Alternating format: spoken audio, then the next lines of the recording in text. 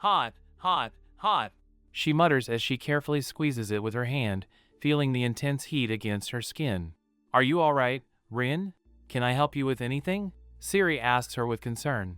It's blistering hot, but this level of heat is necessary or it won't turn out properly, she replies while continuing her work without slowing down for even a moment. I am back.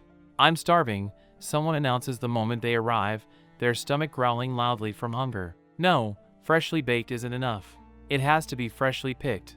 They were harvested just before the deliveries arrived, Rin explains with complete confidence before turning around with a bright smile to greet everyone. Welcome back. The meal is almost ready.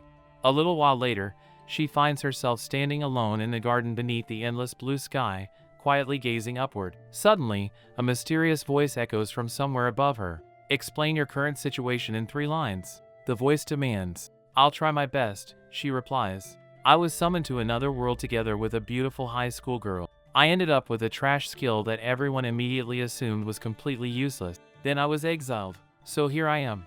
She lets out a helpless sigh before continuing to explain everything that happened. I was simply on my way home after an overnight camping trip where I had spent my time fishing for trout. Then, without any warning whatsoever, a gigantic hole suddenly opened beneath my feet, and I fell straight into it before I even had the chance to react. You mean 3 sentences are far too short to fit all of that? Nah. I honestly don't think it would be any easier to understand no matter how many more details I added. Her thoughts drift back to that unbelievable moment when several people dressed in black cloaks stood in a large ceremonial room. One of them loudly chanted, Saint is summoning. Onion Kenyan. What in the world? Before she could even process what was happening, a handsome blue-eyed young man appeared before them. Oh my, a beautiful high school girl, he exclaimed excitedly as he reached toward the girl beside Rin, completely ignoring her existence. He looked at Rin with obvious disgust before speaking again. A trash skill, of all things? What utter garbage! Discard this middle-aged woman somewhere appropriate. Before she could even defend herself, she was cast aside without another thought. Before she even realized what had happened, she found herself standing alone in the middle of a vast open field. Huh? She murmurs while looking around in complete confusion. I'm completely lost, you know? I suppose I should at least be grateful that all my belongings are still here and completely intact. Taking a deep breath, she calms herself down. First things first, I should reassess my current situation. My name is Takanashi Rin. The thing I love most in this world is cooking and eating whatever I manage to catch myself.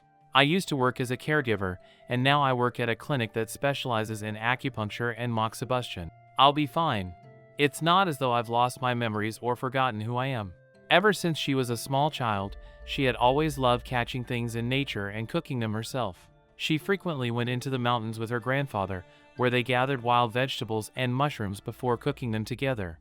As she grew older, she eventually started going on fishing trips by herself. Yesterday had simply been another one of those ordinary adventures. She had spent the entire day fishing at a pond outside the prefecture that was filled with every kind of trout imaginable before spending the night at a nearby campsite. It had been nothing more than another peaceful camping trip. Never, not even in her wildest dreams, had she imagined that she would somehow become involved in a parallel world summoning. She lets out a long, exhausted sigh as the warm sunlight shines down upon her face. Anyway, what exactly is this whole saint is summoning thing supposed to be? She wonders to herself. And what in the world is a skill? The moment she hears the word skill, role-playing games immediately come to mind. As she stands up and stretches her tired body, she smiles awkwardly. If only I could see some kind of status menu. That would certainly make things interesting. Almost as though the world had heard her wish, shimmering lights suddenly flicker before her eyes, and a translucent panel slowly materializes in front of her. It was a status window. Wow, seriously? A status screen actually appeared right in front of my eyes. Hold on. It's written in Japanese? Is this really my own status? As she carefully begins reading every single detail displayed before her, her expression gradually changes. Why am I such a weak character? No. More importantly, why would someone like me, who has spent her whole life surviving out in nature, have such terrible stats? She continues reading every line as carefully as possible before suddenly discovering something important. It seems that the use of my special skill is restricted to open spaces. No wonder. So that's why they called it a trash skill. We were inside the palace, so naturally it couldn't even activate. She clenches her fists in frustration as she remembers the prince's cold expression. throwing me away without even bothering to investigate it properly. Honestly, I hope you stub your little toe against the corner of a dresser and collapse from the pain without ever dragging innocent people into your problems again. HM? She notices another section beneath the description. Skill, survival, passive. This skill provides its user with the materials, knowledge, and support necessary to adapt to natural environments and surrounding social conditions in order to ensure the user's survival.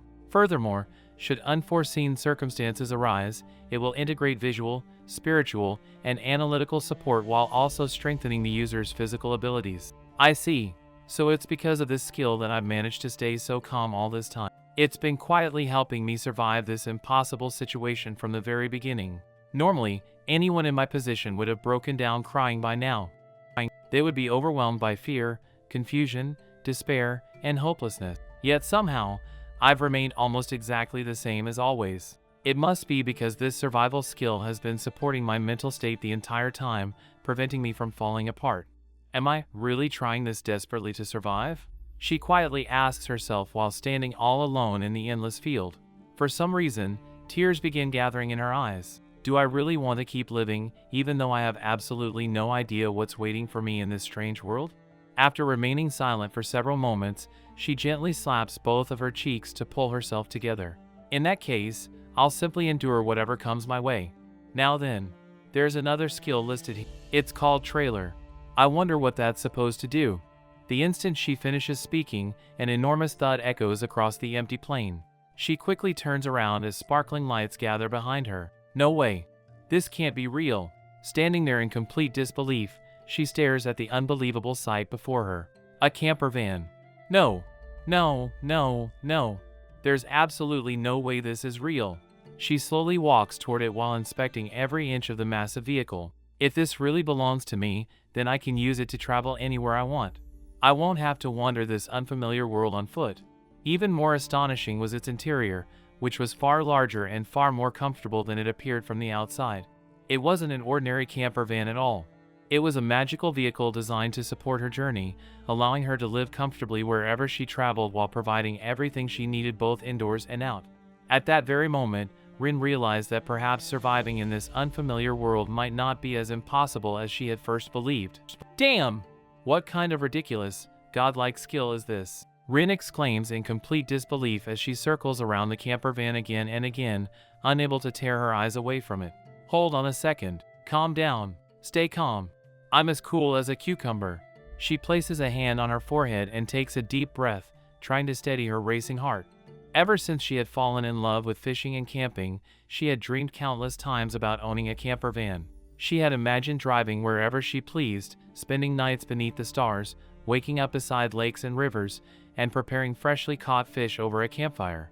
She had spent hours researching different models, comparing prices, reading reviews, and calculating maintenance costs. However, every single time she looked into it, reality would come crashing down on her. The purchase price alone was unbelievably expensive, and the maintenance costs were even worse. The more she researched, the more obvious it became that owning one simply wasn't practical for someone like her. Eventually, she had accepted that it was nothing more than an impossible dream. Even after giving up on the idea, she still found herself daydreaming every now and then, thinking, if only I could own a camper van someday. And now, the very vehicle she had dreamed about for years had literally fallen from the sky in another world. There's no way I can stay calm after something like this. I won't stand on ceremony.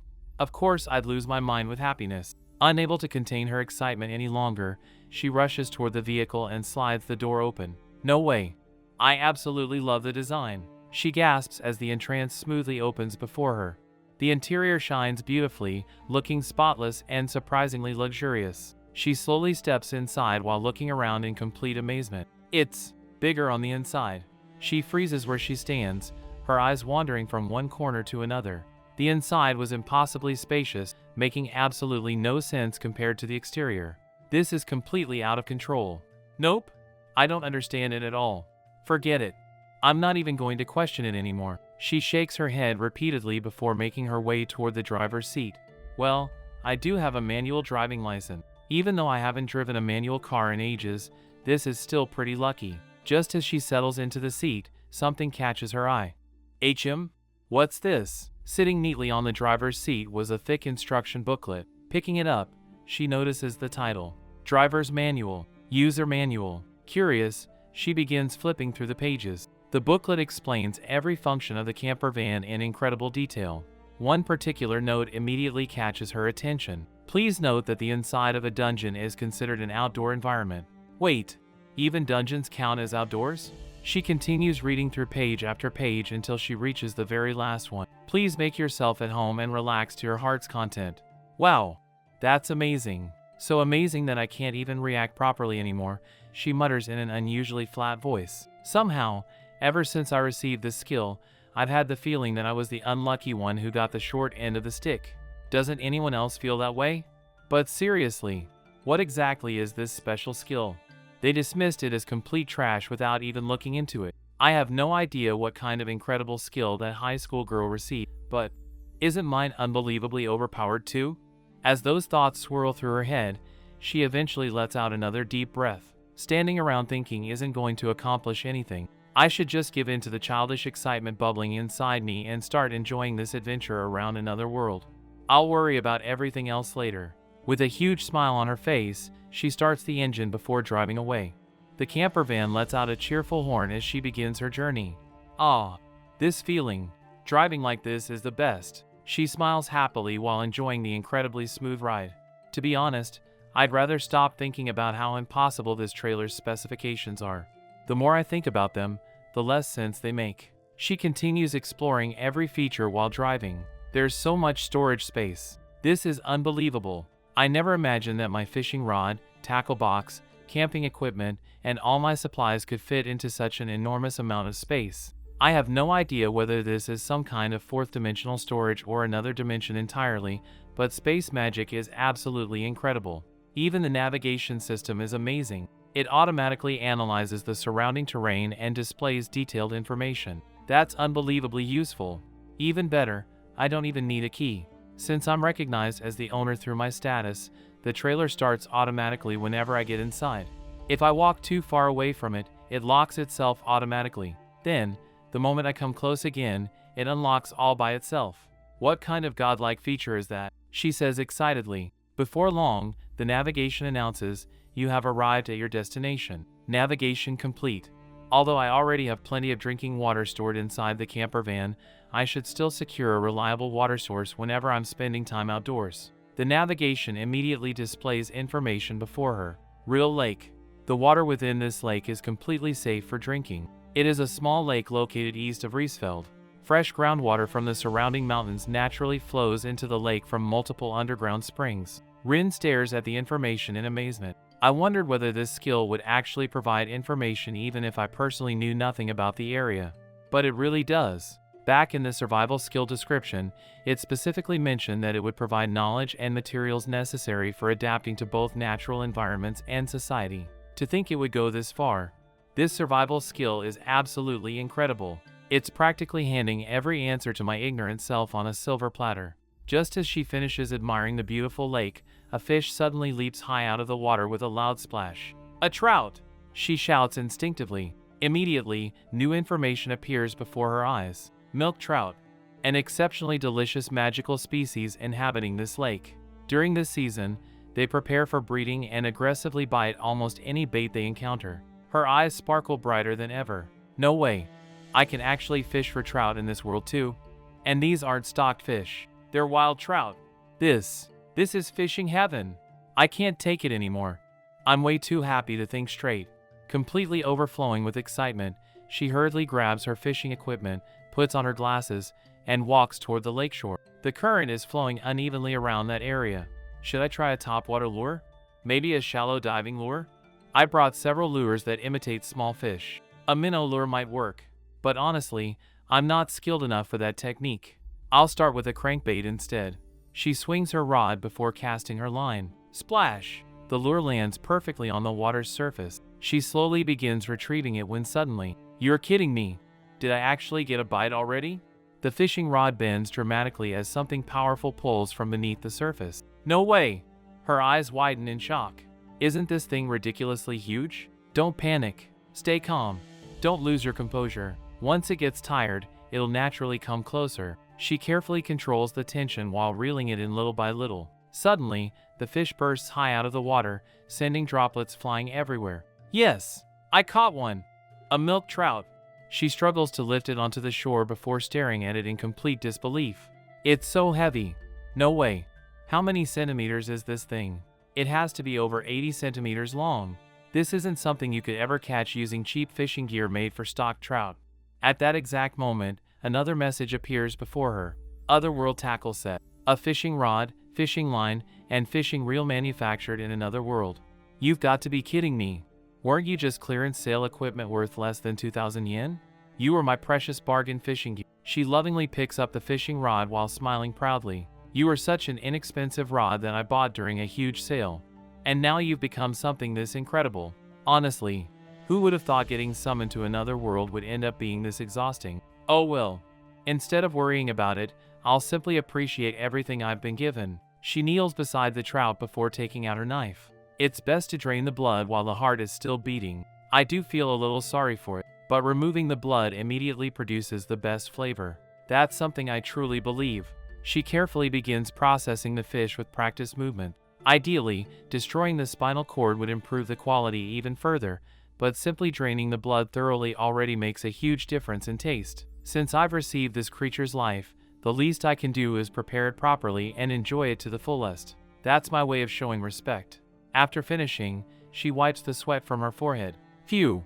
I guess I'll fish for just a little while longer. Before long, one fish becomes several, and several become many. The lakeshore of Real Lake proves to be an absolute paradise. Could it be that every single milk trout in this lake grows this enormous? The fish continue glittering beneath the clear water as they swim past. I want to catch them all. Every single one of them, she says excitedly. However, after looking at the growing pile beside her, she suddenly hesitates. But I don't want to waste any of them either.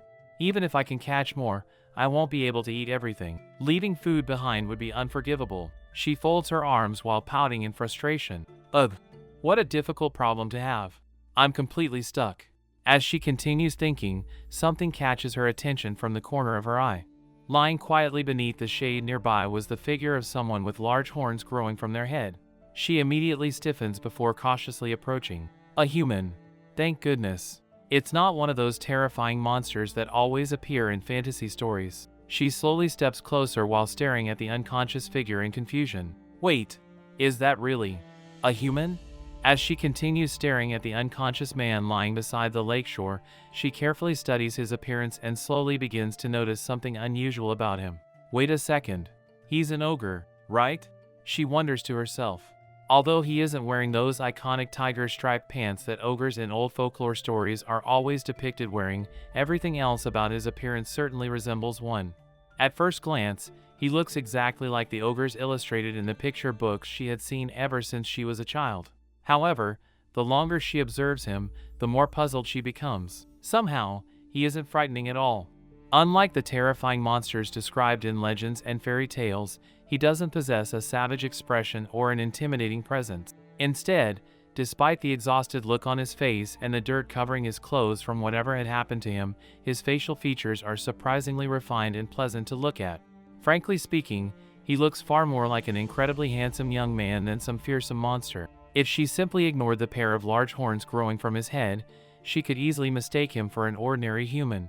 His sharp facial features, well-defined jawline, broad shoulders, and sturdy physique make him resemble a handsome hero rather than an ogre. He's actually really good-looking, she quietly admits to herself before immediately feeling embarrassed by her own thoughts. A few moments later, his eyelids twitch slightly before slowly opening. Thank goodness, he's still alive. Relief immediately washes over her face. Since he doesn't seem aggressive, I guess it's alright if I move a little closer now. She cautiously takes several careful steps toward him before kneeling beside his body. Is everything alright? She gently asks. Are you conscious? Can you move at all? The only response she receives is a weak groan. NGH, huh? His voice is barely audible, making it obvious that he either hasn't fully regained consciousness yet or simply can't move his body properly. As she looks into his eyes, she notices that his pupils are an incredibly vivid ruby red, almost identical to freshly spilled blood. Yet rather than looking terrifying, the brilliant crimson color strangely reminds her of candy-coated strawberries. They almost look Delicious. She thinks before immediately shaking her head in disbelief. What on earth am I thinking at a time like this? Doesn't look like you're able to move yet, she says while carefully checking his condition. If you stay soaked like this, your body temperature is only going to keep dropping. I'll drag you over to the shore, alright?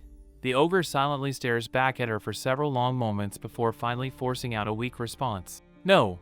Even so, she smiles with relief. Well, at least you're still conscious. That's already a good sign. Sorry in advance, but I'm going to rely on all those years of hauling giant fish and drag you over to the shore anyway. She rolls up her sleeves before stretching out both of her arms. The ogre suddenly looks noticeably flustered by her action, but she chooses not to pay much attention to it. Excuse me, but could you fold your arms for just a moment? She politely asks before slipping both of her arms beneath his shoulders. Bracing herself firmly, she shouts, "Here we go." Heave-ho! Slowly but surely, she begins dragging his heavy body across the rocky shoreline. Sorry if this hurts. I really am sorry. This place is covered with gravel and pebbles. Even through your clothes, being dragged across this must be painful. Every few moments she glances toward his face, only to notice him grimacing slightly from the discomfort. Still, this really can't be helped. There's absolutely no way I can carry someone this well built over my shoulder or in my arms by myself. I'm genuinely sorry. If you were a little old grandma smaller than me, I could have picked you up and moved you without any trouble at all. Don't underestimate a former caregiver and a current clinician who practices acupuncture and moxibustion. Besides that, I also happen to hold a nursing license. She continues speaking almost absent-mindedly, partly to reassure herself and partly to distract him from the discomfort while she slowly drags him all the way onto dry land. Once they finally reach the shore, she lets out a long exhausted sigh before sitting down beside him. Water continues dripping from his soaked clothes as he slowly opens his eyes once again. I'll go get something to dry your clothes, she tells him. Even though you're out of the water now, if you keep wearing wet clothes, your body temperature will continue to drop, so I'll find something to dry them with. Before she can even stand up, however, something completely unexpected happens. Snap! A faint sound echoes through the air as his soaking wet clothes instantly become warm, fluffy, and completely dry as though they had never been wet in the first place. Rin freezes in complete disbelief. What was that? She blurts out while staring at him with wide eyes. Don't tell me. Was that magic? Her eyes begin sparkling with excitement. Seriously? Actual magic? That's exactly like something straight out of every fantasy story I've ever imagined. Before she can continue admiring the phenomenon, the ogre suddenly loses his balance while trying to stand. Ah! Careful! She shouts as she quickly catches him before he falls over again. Are you alright? She asks while supporting his weight. He gives a weak nod before quietly replying, I am hungry. Almost immediately afterward, an unbelievably loud growl erupts from his stomach, echoing across the quiet lakeshore. Rin instinctively blinks several times in surprise. Wait, was that really his stomach? That has to be the loudest stomach growl I've ever heard in my entire life. That's honestly impressive in more ways than one. Then again, looking at how large and muscular he is, even his normal metabolism must consume an unbelievable amount of energy. She glances toward the freshly prepared milk trout lying nearby. I just finished draining the blood from one of the trout. I can definitely prepare at least one proper meal with it. Sure, it would taste even better if I allowed it to age first, but that can wait. As the saying goes, even unexpected encounters can turn into meaningful relationships. Besides, I couldn't possibly ignore someone who's starving right in front of me. And to be honest, I'm starting to get pretty hungry myself. Don't worry, Mr. Ogre. One night's lodging and a warm meal won't be a problem. You're in capable hands. With that decided, I guess I'll simply grill one of the milk trout I caught earlier. At the very least, it only requires an open fire to prepare, and a freshly grilled fish should be more than enough to satisfy both of our empty stomachs while helping him recover his strength after everything he has been through. Although there was more than enough open space around the lakeshore to set up the camper van, there wasn't an actual road leading to this area, making her wonder how she was supposed to bring it over. She looks around in confusion before suddenly freezing in place. Wait, where did the camper van go? It had completely disappeared. Vanished? Did it return on its own? I wonder if I can make it appear again. Curious, she concentrates on her skill once more, and almost instantly, the camper van materializes right beside her as though it had always been there. So apparently, I can switch this skill on and off whenever I want. Or rather, I can decide whether I want the camper van to appear or disappear, and whenever I summon it, it'll automatically appear close to my current location. So this is what it meant by summoning it relative to my coordinates. That's incredible. She can't help but grin from ear to ear. Every new discovery about this mysterious skill amazes her even more than the last. Now then, time for some genuine parallel world outdoor cooking and camping. I'm so excited. Before doing anything else, she decides she should first prepare a comfortable place for the ogre to rest once he regains enough strength to move properly. I should probably set up a shelter for him first. I mean, I'm not cruel enough to leave someone who nearly drowned lying outside in the open all night. Taking out her camping equipment, she quickly begins assembling a simple shade tent. Although it's only meant to protect against the sun or serve as a temporary resting place, it's still much better than leaving him exposed to the elements. This time, instead of cooking inside the fully equipped kitchen of the camper van, she decides to prepare everything outside over an open fire. That way, the warmth from the fire can help raise his body temperature little by little. It would be terrible if he caught a cold after everything else he'd already been through. Normally, she enjoys stacking large stones together to build a simple outdoor stove whenever she goes camping, but since she has all of her equipment with her this time, she decides to use a proper bonfire stand instead.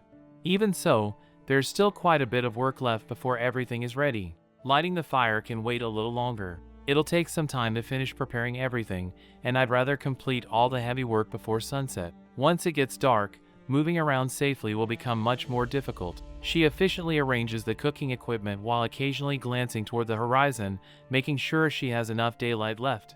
As she opens the camper van once more, her eyes begin sparkling with excitement all over again. The interior honestly feels less like the inside of a vehicle and more like an incredibly well-equipped kitchen. From a camper's perspective, this is practically a dream kitchen. Every shelf is neatly organized, every cooking utensil has its own place, and everything she could possibly need seems to already be prepared for her. Sitting neatly on the counter is a large container with a label attached to it. Barley tea.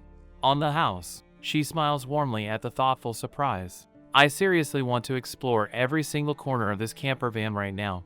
Every shelf, every drawer, every cabinet. But I should finish setting everything up before the sun goes down. I'll save the thorough exploration for later. Priorities first. Looking around the kitchen, another thought suddenly crosses her mind. I wonder if there are proper kitchen knives in here. She begins opening drawers one after another before suddenly smiling brightly. Oh, there they are. She carefully takes one of the knives into her hand, admiring its remarkable craftsmanship before returning outside with it. Picking up one of the enormous milk trout she had caught earlier, she gently scrapes away the scales before smoothly sliding the knife through the flesh with practiced precision. The knife glides through effortlessly. The fish looks absolutely delicious. Thick layers of shimmering fat spread beautifully throughout the meat, making it obvious just how rich the flavor will be. Unable to resist her curiosity any longer, she slices off a tiny piece and quietly pops it into her mouth. Secret tasting time. The moment the fish touches her tongue, her eyes instantly widen. Delicious. This is unbelievably good. It's every bit as amazing as I'd hoped. As expected from an ingredient found in another world. Despite containing an incredible amount of fat, there's absolutely no unpleasant smell or greasy aftertaste whatsoever. Instead, it's astonishingly clean, sweet, and incredibly flavorful. It's this delicious even before aging it properly. Tomorrow I should definitely turn some of it into sashimi or maybe even carpaccio. The head and backbone shouldn't go to waste either. I can simmer them slowly to make a rich dashi stock, and then use that in all kinds of recipes later on. She happily imagines several different dishes while continuing to prepare the fish. It would have been wonderful if I could grill the entire fish whole on a skewer like traditional salt-grilled river fish. But it's simply too enormous for that. It can't be helped. After cutting the trout into manageable portions, she carefully places them over the open fire. Before long, the delicious sound of sizzling fills the peaceful lakeshore. Such a wonderful sound. There's truly nothing better than cooking over an open fire while camping. The crackling flames, the smell of burning firewood, and the aroma of freshly grilling fish. This is exactly why I love camping so much. Rich droplets of fat slowly drip from the fish onto the flames below, causing the fire to flare up every so often while releasing an even more mouth-watering aroma into the surrounding air. The delicious smell gradually drifts toward the resting ogre. His nose twitches slightly before his eyes slowly open. Drawn in completely by the irresistible scent, he slowly sits upright while staring toward the fire. Are you awake now? She asks with a warm smile. How are you feeling? Does anything hurt? Before he can even answer, his stomach growls loudly once again. I'm so hungry. I feel like I could eat a whole bear. He mutters honestly. She can't help but laugh softly. That's good. I'm just glad you're feeling better. It looks like the fish is finally ready. Would you like to eat? Carefully lifting one of the freshly grilled portions, she offers it to him with both hands. It's still very hot, so please be careful. The ogre silently stares at the meal for several moments before lowering his head slightly. Sorry. And thank you. I'll gladly accept it. Rin smiles gently. Well, it's only natural to be cautious about food offered by someone you've only just met. But I'm happy you accepted it. No, the pleasure is all mine. As the ogre carefully takes the freshly grilled milk trout into his hands, the rich aroma rising from the crispy skin immediately fills the air between them. For a brief moment, he simply stares at the meal as though he can hardly believe it has been offered to him. Then, after quietly expressing his gratitude once more, he finally takes his first bite.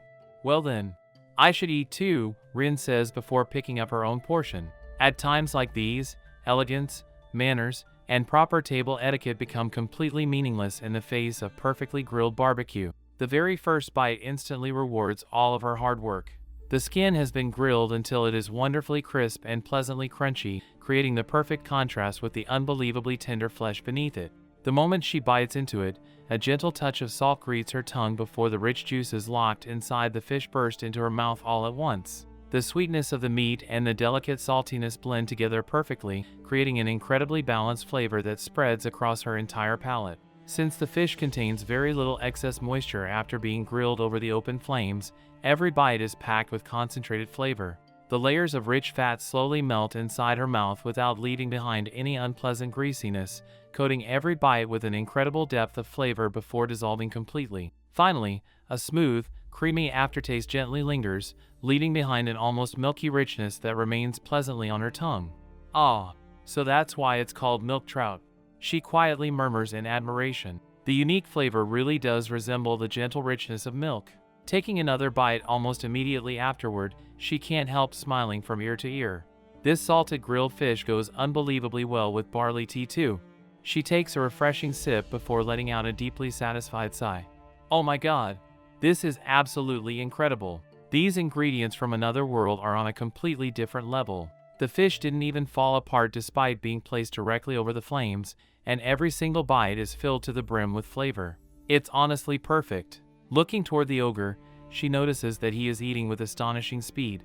His large frame and enormous appetite make each bite disappear almost instantly, yet despite how hungry he clearly is, he still eats surprisingly neatly without wasting even a single piece. You can eat as much as you like, she says with a smile. There's still plenty left, so don't hold back. However, the moment she glances toward the remaining fish, she freezes. It's empty. Every single piece she had prepared has already disappeared. She slowly turns back toward the ogre, who quietly finishes swallowing his last bite while looking completely satisfied. Your appetite is really something else, she says with a slightly awkward smile. It's honestly a force to be reckoned with. Even after eating such an enormous amount, the ogre simply lets out a content sigh before his eyelids begin growing heavier. Before long, he starts nodding off while still sitting beside the fire. Rin chuckles quietly to herself. You really do get sleepy after eating a big meal, don't you? I know exactly how that feels. She points toward the simple shelter she prepared earlier. I set up a small tent over there along with some blankets. It's only meant for one person, but please use it however you'd like. You should get some proper rest. The ogre slowly attempts to stand before quietly lowering his head once again. Sorry, he mutters softly, his voice filled with genuine gratitude. As she watches him walk toward the shelter, Rin quietly begins thinking to herself. Realistically speaking, I probably should be worried about someone I just met running off with all of my camping equipment. Normally, leaving all of this unattended would be incredibly risky. But even if everything somehow disappeared, thanks to my camper van and all of its magical function, it honestly wouldn't cause me too much trouble. Of course, I'd still be heartbroken. I've grown incredibly attached to every single piece of my camping gear over the years. Losing them would definitely make me cry. Still, somehow, this ogre doesn't strike me as the type of person who would steal from others. More importantly, my survival skill hasn't reacted at all.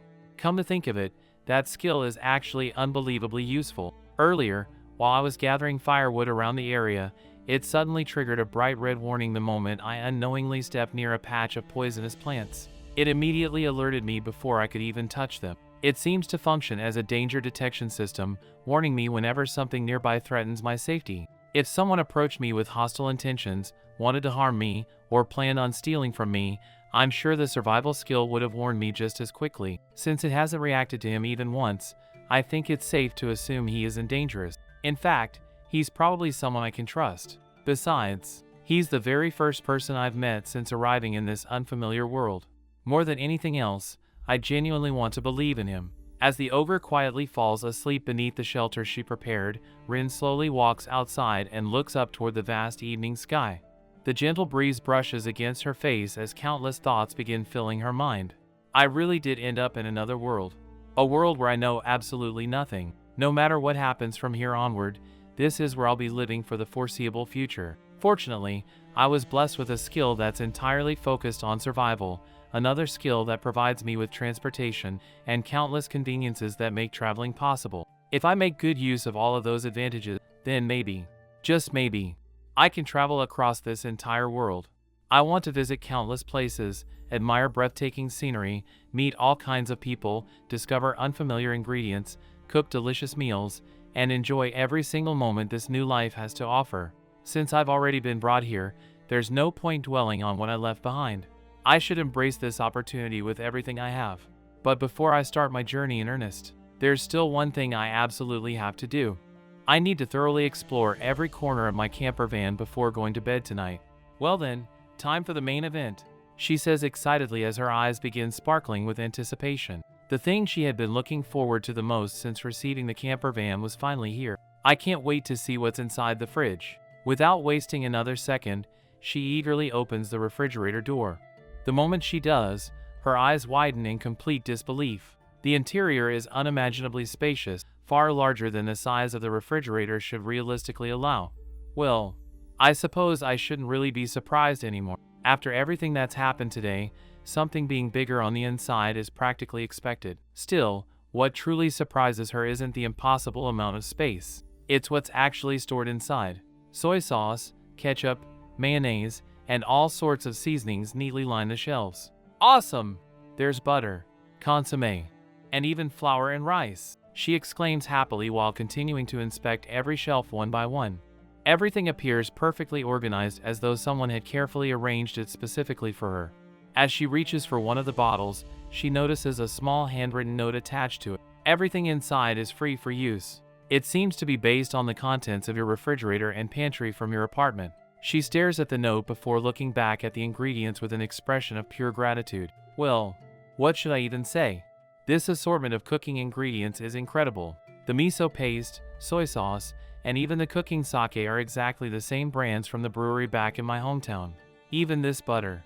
It's almost identical to the souvenir Dad brought back for me after his trip to the northern country. And this mayonnaise. It's practically the same premium brand I bought once just to spoil myself. Her excitement continues growing as she notices several familiar bottles lined up together. Wait, these are my homemade spice blend. Every single one of them. They're the exact same ones I carefully mixed myself. She gently picks one up and smiles warmly. I honestly have no idea how this skill works or what kind of logic it's following, but I'm unbelievably grateful. Starting an entirely new life in a completely different world is already overwhelming enough. Having familiar flavors from home is definitely going to keep my spirits up. Besides, as long as I have staple ingredients like rice and flour, food will never become a problem. Feeling reassured, she moves on to the rest of the kitchen. Next, let's see the rice cooker and the oven range. She flips open another instruction manual and begins reading through it carefully. Diamond-coated inner pot. Improved heat efficiency. Produces softer and fluffier rice. She blinks several times in surprise. It even says this large model can cook around 4 liters of rice at once. That's enough for an entire group of people. She continues reading with growing excitement. On top of that, this oven range also functions as a grill and even includes a food steamer. It features warming and defrosting function, making it suitable for grilling meat, steaming vegetables, baking, reheating meals, and preparing all kinds of dishes. Wow, this thing is unbelievably high-end. Looking around further, she notices shelves completely stocked with cooking utensils, tableware, pots, pans, knives, cutting boards, bowls, plates, chopsticks, cups, and practically every cooking tool she could ever imagine needing. Don't tell me. This kitchen is actually better than the one I had back home. She slowly opens the oven while continuing to admire everything around her. It even mentions healthier cooking methods that require little to no oil. Well, I suppose those technically count as fried food, but somehow it still feels like they're trying to trick me. I don't think those kinds of dishes and I could ever truly get along. Sure, they don't taste bad or anything, but they're still not real fried food. No matter how good people claim they are, they'll never reach the same level as properly fried food. Suddenly she folds her arms and puffs out her cheeks. And before anyone says anything, who exactly called me chubby?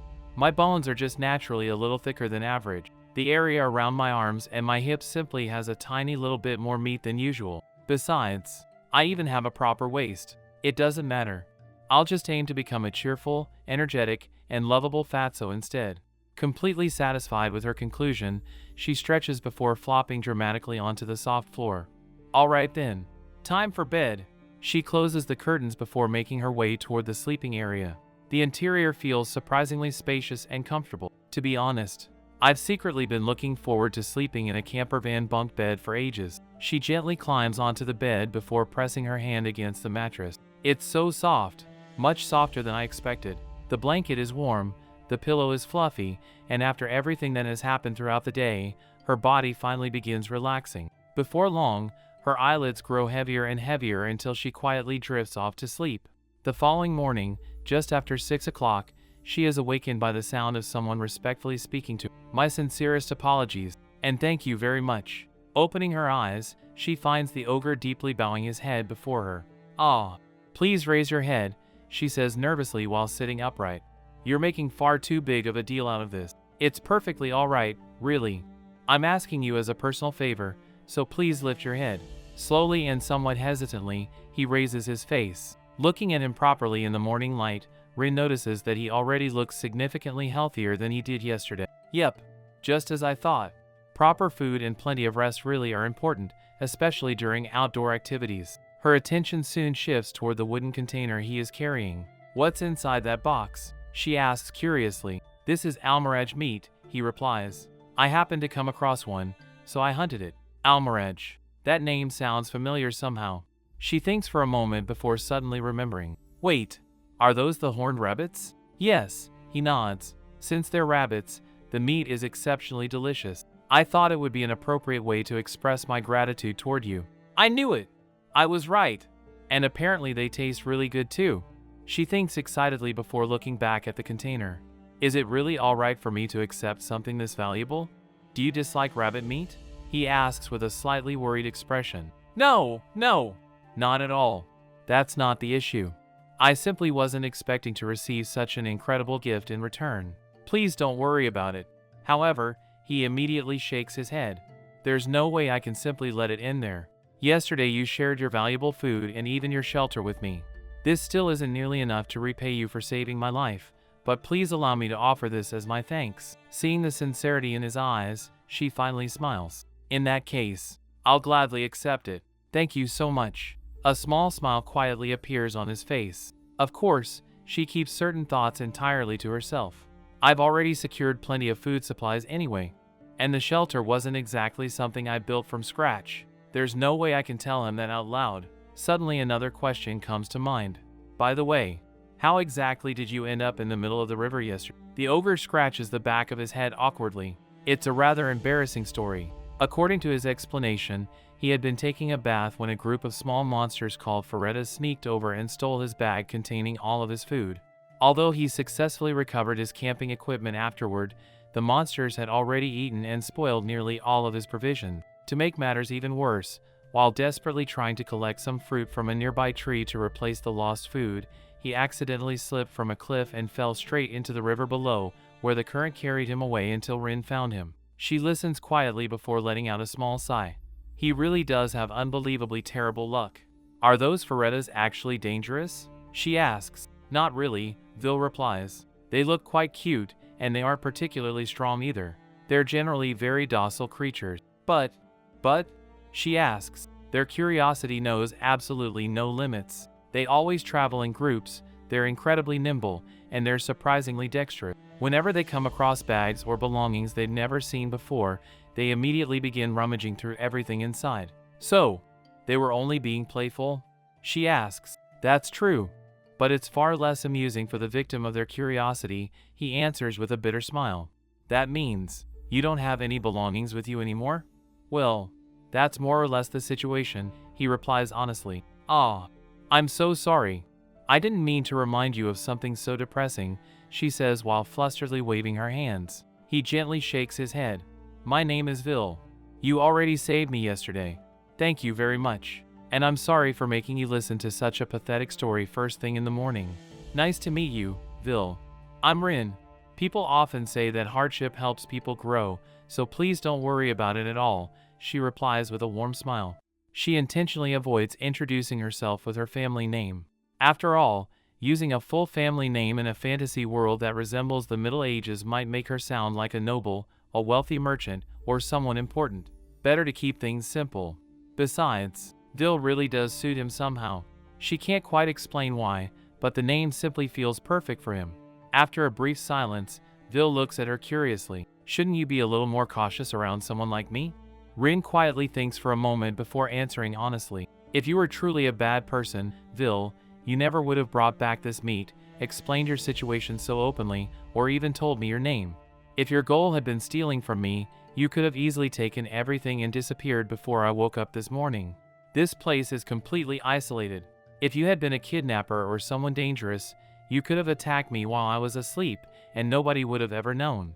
Besides, my survival skill hasn't reacted strangely toward you even once. If you had any malicious intentions whatsoever, I'm certain it would have warned me by now. Just imagining you doing something like that honestly makes me feel guilty. Of course, she briefly considers the possibility that he could betray her after gaining her trust, but even that thought quickly disappears. Someone like me doesn't even own anything particularly valuable. It would make far more sense for a criminal to target someone wealthier instead. More importantly than anything else, Vil simply doesn't look like a bad person. After listening quietly, Vil smiles faintly. Well, that's certainly true. I swear to the heavens that I have absolutely no intention of harming the person who saved my life. It's not as though I'm particularly good at judging people either, Rin thinks to herself. But compared to those people back in the summoning hall, you're incomparably better. That's obvious enough to anyone. Changing the subject, she asks, since you're traveling alone, does that mean you're used to traveling? Yes, more or less. I made a terrible mistake this time, but I'm an adventurer with a fair amount of experience. Adventurer. So occupations like that really do exist in this world. Of course, every reasonably sized town or village has an adventurer's guild or at least one of its branches. Is something wrong? He asks. No, it's just that, due to certain circumstances, I've never had the opportunity to encounter organizations like that before, she replies while carefully avoiding the truth. After thinking everything through, she finally gathers her courage. If it's only until we reach the nearest town or village, would you mind traveling together with me? I'll provide the food and a place to stay, so could you guide me during the journey? Looking at it objectively, this arrangement benefits both of us. She already has plenty of food and comfortable accommodations thanks to the camper van, while Vil can guide her safely through this unfamiliar world and answer all the questions she has about it. It's practically a perfect arrangement. Hearing her proposal, Vil looks genuinely surprised. It's an incredible offer for someone like me. But are you absolutely certain? You don't seem to be carrying very many supplies. Well, I have a rather unusual skill that lets me determine what's edible and what isn't. Because of that, gathering food while traveling isn't much of a problem for me. Really? A skill like that would be unbelievably valuable from the perspective of someone with an appetite as large as mine. It's not a lie. She thinks to herself. It's just that, if we're going to travel together, I'll eventually have to tell him about my trailer skill too.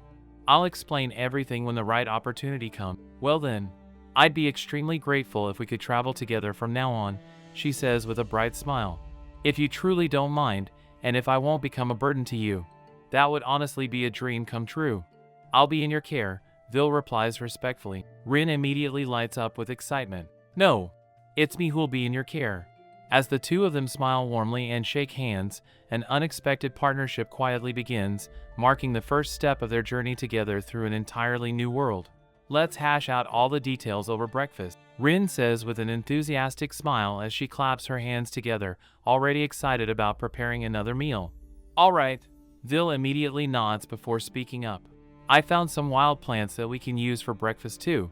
Rin looks over at the bundle of freshly gathered leaves in his hands with curiosity. Are those leaves edible as well? Vil asks while scratching his head, looking slightly embarrassed that he isn't entirely sure. Yes, of course, Rin replies with a cheerful smile. These aren't going to be the main dish, though. I'm also planning on using the milk trout we caught yesterday. I'm thinking of making something similar to porridge. How does that sound? Vil's eyes brighten immediately. I like porridge, but is it really all right for me to eat together with you? He asks somewhat hesitantly. But of course, Rin answers without the slightest hesitation. Since we're traveling together now, there's absolutely no reason for us to eat separately. Is that so? Thank you very much, Vil replies before immediately standing up. Then I'll prepare the firewood while you cook. Thank you, Rin says gratefully. As she watches him walk away, she quietly lets out a small sigh of relief. To be honest, she'd much rather avoid revealing everything about the camper van before breakfast. If she showed him everything right now, it would definitely turn into a lengthy discussion, and she would have to explain every strange function one by one. Besides, talking about such serious topics before a meal would only ruin the atmosphere. Delicious food should always be enjoyed with a peaceful mind. Today's breakfast will consist of soup made from yesterday's milk trout served together with rice, accompanied by fresh carpaccio. Originally, I wanted to prepare sashimi, but using olive oil for carpaccio should help keep us full for longer. That seems like the better choice for breakfast. By the way, after cleaning yesterday's fish, I buried all of the bones and internal organs deep beneath the ground. Returning them to nature felt like the proper thing to do after receiving such a wonderful meal from it. Wasting anything would have been disrespectful. She immediately begins preparing breakfast with practiced movement. After seasoning the carefully descaled and deboned milk trout with just the right amount of salt and pepper, she neatly wraps portions inside aluminum foil before placing them over gentle heat to steam slowly. While the fish cooks, she sets a frying pan over the wire mesh above the fire before adding olive oil and uncooked rice. Normally, this is where I'd saute some finely chopped garlic or fresh ginger first to deepen the aroma. Unfortunately, I couldn't find any fresh garlic or ginger inside the refrigerator. There was ginger powder in the spice box, but it's never quite the same as using the real thing. Even so, the wonderful smell of olive oil slowly fills the air as she patiently stirs the rice until every grain becomes slightly translucent. Once the rice reaches the perfect stage, she lightly seasons everything with salt and pepper before pouring in the prepared milk trout, a splash of soy sauce, and the flavorful meat she had carefully scraped from yesterday's fish bones. Then she lowers the heat and allows everything to simmer gently. You have to be careful not to stir it too much, she quietly explains to herself while cooking. If you mix it excessively, the rice becomes sticky. A light touch is important. It also prevents the bottom from burning while allowing just enough steam to escape, so it's actually better not to cover the frying pan completely. While the porridge slowly cooks, she turns her attention toward the beautifully aged milk trout she had carefully stored overnight. Using a sharp knife, she slices the fish into thin, elegant pieces before arranging them neatly on a plate. After that, she adds the wild Norsley leaves Vil had gathered earlier before gently seasoning everything with salt, black pepper, and a generous drizzle of olive oil. Finally, the carpaccio is finished. She admires the colorful presentation for a brief moment before smiling with satisfaction. Please wait just a little longer, she calls out toward Vil. The porridge will be ready very soon too. Vil quietly watches the food while trying his best to remain patient. How should I put this? I'm terribly sorry, but my stomach isn't cooperating at all. Rin can't help laughing softly. Don't worry about it. The delicious smell while cooking only makes everyone's appetite stronger. That's completely normal. Before long, the rice becomes perfectly soft. Rin adds the freshly chopped Norsley at the very end before gently heating everything for another brief moment. Alright, it's finished.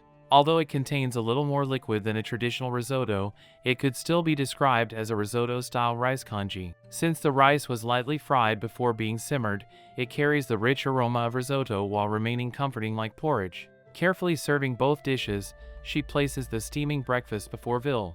He respectfully joins his hands together before quietly saying, I offer my gratitude for another day of sustenance. Rin smiles warmly before replying, let's eat. The moment she takes her first bite, a look of complete satisfaction spreads across her face. The creamy texture makes every mouthful unbelievably comforting. The fresh norsele adds a pleasant fragrance that perfectly balances the richness of the porridge. Thanks to the generous amount of dashi made from the milk trout together with a splash of cooking sake and just a hint of soy sauce, every trace of the raw fish smell has completely disappeared, leaving behind only deep layers of rich umami.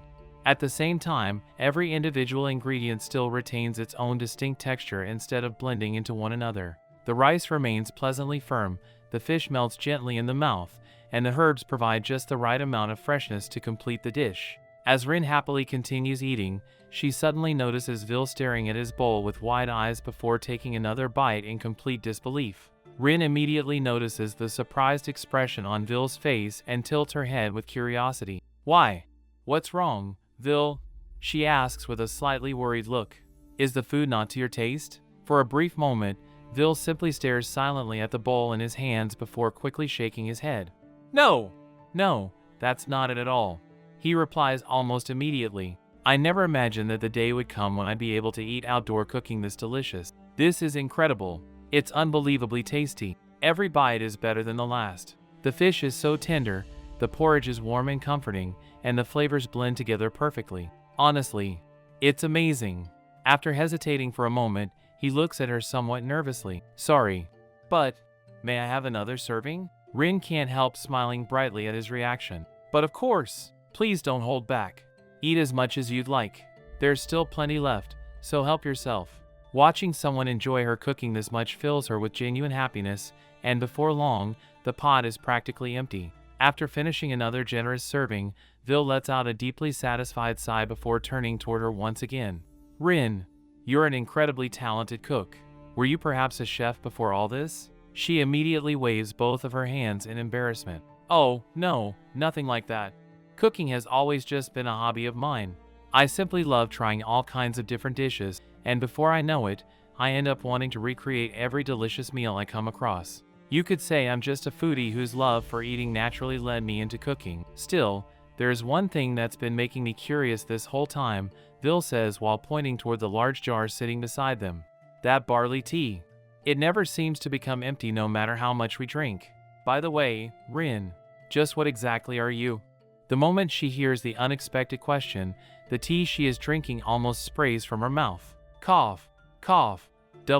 What kind of question is that all of a sudden? She thinks in complete panic. That was an incredibly fast and unexpected question. She hurriedly wipes her mouth while trying to calm herself. Vil continues speaking without any sign of suspicion in his voice. It's just, I'd never seen chairs that can be folded and unfolded like yours. The wire mesh you use doesn't seem to burn despite being directly over the flames. Your tent, your bed, your cooking utensils. Everything feels completely unfamiliar to me. Rin immediately begins feeling nervous. That's. She struggles to find the right words, but before she can answer, Vil gently smiles. No matter who you are, you're still the person who saved my life. As long as things don't become extreme, I promise I'll never do anything that could hurt you. Extreme. What exactly do you mean by that? She asks. Things like betraying your companions, or intentionally hurting the people who trust you, he calmly replies. Rin immediately shakes her head with determination. You don't have to worry about anything like that. I may not be a doctor, but I still work in the medical field. I could never intentionally hurt another person. Never. His sincere concern makes her realize she can no longer continue hiding everything from him forever. Since he wants to know about my background so badly, maybe I should finally tell him the truth. I can't keep it hidden forever, and honestly, with my personality, I'd probably end up revealing it eventually anyway. Rather than letting him slowly become suspicious of me, it's probably better if I explain everything now. Besides, if I ever sense even the slightest malicious intention toward my skills, I can always leave immediately using my camper van. After making up her mind, she takes a deep breath before looking directly at Vil. Vil, before we continue our journey, there's something very important I'd like to tell you. Seeing his large, muscular frame tilt his head in confusion somehow makes the gesture look surprisingly adorable. I already knew this, but dealing with a friendly handsome guy is unexpectedly difficult. Anyway, seeing is believing. She quietly activates her skill while hoping that Vil will also be able to see the camper van this time. A loud thud suddenly echoes across the area as the enormous camper van materializes beside them out of thin air. Bang! Rin! What? What is that? Vil exclaims in complete shock before instinctively stumbling backward and falling onto the ground. This is the skill I wanted to tell you about, Rin explains while scratching her cheek awkwardly. Vil remains frozen in place, unable to take his eyes off the impossible vehicle standing before him. This is... Rin. Just who exactly are you? She lets out a helpless smile. I'm simply a former caregiver who currently works as a clinician practicing acupuncture and moxibustion. Well, I suppose this reaction is only natural. Honestly, I'd probably react exactly the same way if I suddenly saw something this unbelievable. Taking another deep breath, she quietly sits down before speaking once again. I'm honestly not sure where I should begin. But please listen to my story. The story of how I came to this world. Saintess summoning. Vil repeats in disbelief after listening to the beginning of her explanation. Yes, I arrived in this world during a ritual that was meant to summon a saintess. I'm not actually from this world at all. Vil lowers his gaze while thinking carefully. Stories about people arriving from another world do appear in songs sung by traveling minstrels and in old folk tales. According to one legend I heard as a child, there were once women summoned from another world who purified monsters and eventually brought peace to this land. They were apparently called saintesses. Even now you're still saying apparently, Rin says with a small smile. Actually, another young woman was summoned together with me during the ritual. But, Vil quietly asks. I was immediately judged to be useless and thrown away like garbage, she answers with a bitter smile. Vil's expression instantly darkened. If you were truly useless, then I would have died yesterday. They probably just weren't looking for someone with the qualities I happen to possess, Rin quietly replies. I vaguely remember hearing them say they wanted me out of their sight as quickly as possible before they teleported me to that remote area. They simply discarded me without even trying to understand my abilities. Vil clenches his fists. Those people. They're truly horrible, teleporting someone into such an isolated place without a second thought. From my perspective, that's unbelievably cruel. Hearing those words somehow comforts Rin. Even from someone who belongs to this world. The way they treated me really was heartless. I'm glad I wasn't simply overreacting. Then after they cast you away. Your skill activated? Vil asks while trying to piece everything together. Yes, exactly. It's a special skill that only activates while I'm outdoors. It allows me to store an enormous amount of supplies and summon them whenever I need them, Rin explains while glancing toward the camper van. I see. Vil murmurs as he continues staring at the massive vehicle. But to dismiss an ability like this as useless, I honestly can't understand it. I'm fairly certain they simply couldn't see your true skill because the summoning ceremony took place inside the building. Since your ability only activates outdoors, they judged it without ever witnessing what it was actually capable of.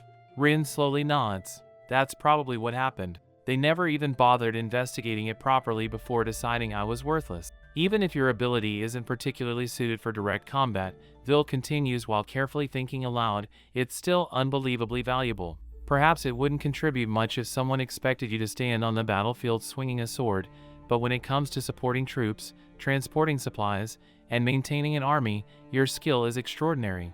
Rin tilts her head slightly. Maybe it could help a smaller group, but I really don't know about something as large as an army. Vil immediately shakes his head. No, I don't think you understand just how incredible this ability truly is. If you possess a container with this much storage capacity that can appear wherever you are, then you could transport enormous quantities of food, medicine, weapons, armor, camping equipment, and emergency supplies without relying on wagons or pack animals. Entire supply lines could be maintained through you alone. Even armies would struggle to compete with that level of logistical support. In fact, someone with your ability could potentially sustain an entire front line by themselves. Rin's expression instantly stiffens. Wait, what? That's actually terrifying. She begins imagining soldiers constantly relying on her while endless battles continue one after another. Hold on a second. Does that mean I'd basically become a one-woman military supply base? That's horrifying. If those people back at the palace ever discovered what this skill is actually capable of, wouldn't they force me to participate in wars whether I wanted to or not? I'd probably be sent straight to the front lines every single time. That's practically raising a giant death flag all by itself. No thank you. Absolutely not. I refuse. Then another thought suddenly crosses her mind. Wait, maybe Vil doesn't actually realize this thing is an automobile. He keeps referring to it as a container instead of a vehicle. Well, I suppose that's only natural. Anyone born in this world would never imagine a huge lump of steel like this being able to move on its own. Even from his perspective, it must look like some gigantic magical storage box. After a brief silence, Vil gently looks toward her again. So then, Rin, what do you plan on doing from now onward? Rin smiles thoughtfully before answering. Well, for the time being, since I already have food and shelter, which are two of the three basic necessities for survival, I'd really like to travel around this world and simply enjoy it. I want to see beautiful places, discover unfamiliar ingredients, experience different cultures, and spend my days peacefully cooking and exploring. Vil blinks in surprise. So, you have no intention of becoming some legendary hero who saves the world? Rin immediately waves both of her hands. No, definitely not. I'm nowhere near that selfless. Those people summoned me here entirely for their own convenience, judged me without even understanding my abilities, and then threw me away like I was nothing. Why would I ever work for people like that? If they came asking me to help now, I'd refuse without even thinking twice. Absolutely not. Vil slowly nods in agreement. Honestly, I don't want to see anyone taking advantage of the person who saved my life either. Then he thinks for a moment before asking another practical question. You mentioned wanting to travel around and enjoy this world, but have you actually thought about how you're going to do that? Rin confidently nods at first before suddenly freezing. Vil continues. To enter towns and cities, you'll need identification papers. You'll also need this world's currency if you want to buy or sell anything. You do know that, right? Rin's smile immediately disappears. What? I never actually thought that far ahead. I don't even own a single coin from this world. My previous profession involved acupuncture and moxibustion, so I have absolutely no idea whether I could even find the proper equipment here. Even if I somehow could, I don't know the procedures for opening a clinic in this world. I know a little massage therapy too, but once again, I have no idea how businesses even operate here. I could probably gather edible plants and ingredients using my survival skill and sell them, but I don't know whether I'm allowed to sell directly to people or if everything has to go through merchants. I don't know the laws, the taxes, the prices, or even the customs surrounding trade. More importantly, I have absolutely no reliable way of protecting myself against dangerous monsters if I travel alone. As one realization after another strikes her, her face gradually grows paler. Wait, don't tell me. I've completely overlooked every important detail. I thought I had everything figured out, but I've actually been cornered from the very beginning. Have I been checkmated already? Seeing her increasingly troubled expression, Vil can't help smiling sympathetically. Judging from your reaction, I'm guessing this is becoming a rather serious problem for you. Rin lets out a defeated sigh before lowering her shoulders. Honestly, yes, it's even worse than I imagined. In that case, Vil says after thinking carefully for a few moments, if it's alright with you, how would you feel about forming a party with me? You could take charge of our meals using your incredible cooking skills and your survival ability, while I protect us during battles and handle the dangerous monsters. At the same time, you could act as our porter by carrying our supplies with your remarkable skill. Taking charge of the food and acting as your porter, you say? Rin repeats while tilting her head thoughtfully. When you say taking charge of the food, do you mean working as the party's chef? Vil immediately shakes his head. I don't expect you to overwork yourself by preparing extravagant meals every single day like a professional chef. Honestly, I don't mind if you simply cook the kinds of dishes that you naturally enjoy making. That's already more than enough. Rin smiles awkwardly before scratching her cheek. In that case, I think my cooking is only around the level of the breakfast we just had. To be honest, I always believed that almost anyone could make food like that with enough practice. Vil suddenly falls silent before looking at her with an indescribably serious expression. Our party, for some completely incomprehensible reason, has somehow managed to gather people who each create something beyond human understanding the moment they put on an apron. Rin blinks in confusion. Did you just say something? Vil lets out a deep sigh as though recalling countless painful memories. Imagine this. After spending the entire day exploring dangerous dungeons, battling savage monsters, searching for treasure chests, and exhausting every last bit of your strength, you finally return to camp dreaming about a warm meal. You patiently gather firewood, light a fire, and sit down expecting dinner, only to be greeted by raw meat, vegetables burned beyond recognition, soup so salty that your tongue goes numb after a single sip, or broth so watery that it's somehow thinner than hot water itself. He lowers his head dramatically before bowing toward Rin once again. Rin, yesterday's grilled milk trout had the perfect amount of salt. The skin was wonderfully crispy while the inside remained juicy and tender. It was truly miraculous. Even your rice congee was properly cooked. It wasn't completely burned black at the bottom, nor was it rock hard from being undercooked. Rin stares at him with complete disbelief.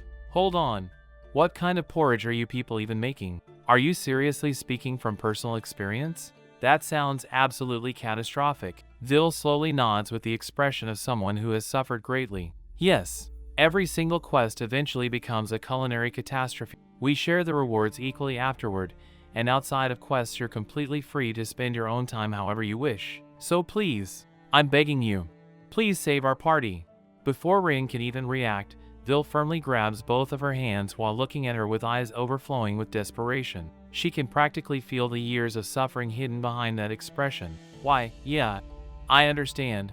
I really do understand how exhausting traveling can become without proper food. But can the situation really be so terrible that you cry out to the depths of the earth like this? As she hesitates, her face clearly shows that she's wondering whether someone else might be better suited for the role. Somehow, Vil immediately notices. Although your face seems to be saying it doesn't necessarily have to be you. Please hear me out.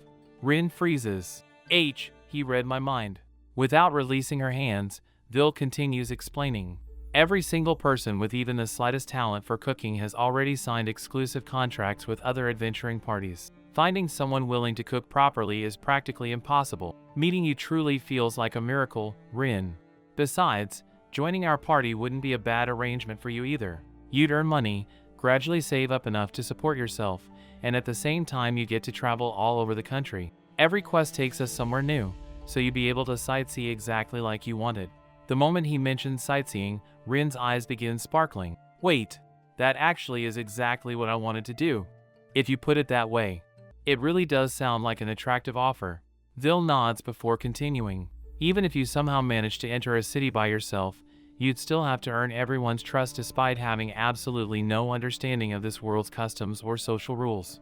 On the other hand, I already know your circumstances. It would naturally be much easier for you to work together with someone who understands your situation. I could also introduce you to other people, explain your circumstances when necessary, and act as an intermediary whenever misunderstandings arise. That would definitely make things much easier for you. Of course, I can't promise that our journey will always be completely safe. Adventuring is dangerous by nature. However, our party is experienced, and everyone is quite capable. We also have another woman in the party, so I think you'll probably feel much more comfortable traveling with us than wandering around alone. Rin quietly listens while organizing her thoughts. What an incredibly passionate invitation. But wait a second. I should probably think about my current situation properly first. Although my skills are undoubtedly useful in this world because of where I came from, I still know absolutely nothing about this world's culture, customs, economy, laws, or even basic common sense. Expecting someone like me to survive completely alone would honestly be unrealistic. In a world where I have nobody else to rely on, Vil's proposal is something I should genuinely appreciate. Before she can finish thinking, Vil suddenly smiles somewhat awkwardly. Although, I suppose all of that practical reasoning is really just an excuse on my part. Rin tilts her head in confusion. An excuse. Vil scratches the back of his head before smiling honestly. You're the person who literally saved my life when I was starving to death. Shouldn't I find some way to repay the kindness you've shown me? Shouldn't I at least do something for the person who became my savior? The sheer sincerity in his voice immediately causes Rin's face to turn bright red. Handsome guy voice alert. No. You really don't have to go that far. She hurriedly protests while waving both hands in front of her face. If anything, I'm the one who feels indebted to you for offering me such incredible help. Before she can retreat any farther, Vil gently grabs hold of her wrist. I won't let you run away from this conversation. Instead, let's calmly discuss how we can better understand each other from now onward. He smiles warmly while saying those words. Unfortunately for Rin, that unexpectedly gentle smile combined with his handsome appearance proves to be overwhelmingly effective. Her heart skips a beat before she immediately panics. Takanashi Rin, you've just made the biggest blunder of your entire life. She screams internally while trying desperately to compose herself. You've made a huge blunder, Rin. She continues scolding herself internally while desperately trying to regain her composure. Vil, completely unaware of the storm raging inside her mind, simply continues speaking as though nothing unusual had happened. If you decide to join our party, Arya definitely won't let you leave once she tastes your cooking. Arya? Rin asks curiously. Wanting to learn more about the people she might soon be traveling with, she asks Vil about the rest of his companions. According to his explanation, the first member is Arya, a non-human of the Arachnia race and also the only other woman in the party. She fights by skillfully manipulating countless threads during battle, making her an incredibly dangerous opponent despite her elegant appearance. She's also Ed's wife. Vil goes on to describe her as a beautiful woman with an attractive figure who absolutely adores rice and anything sweet. Next is Ed, an alchemist who specializes in magic and potion making. Although he possesses remarkable talent, Vil immediately adds another rather colorful description. He's also an unbelievably hopeless womanizer who deserves absolutely no mercy whenever he starts flirting.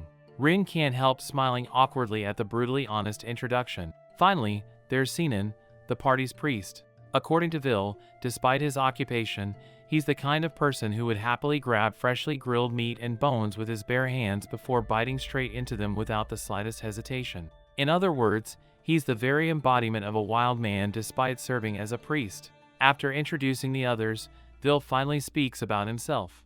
As for me, I'm a member of the Draggle race. Draggle. Rin repeats while trying to remember the unfamiliar name.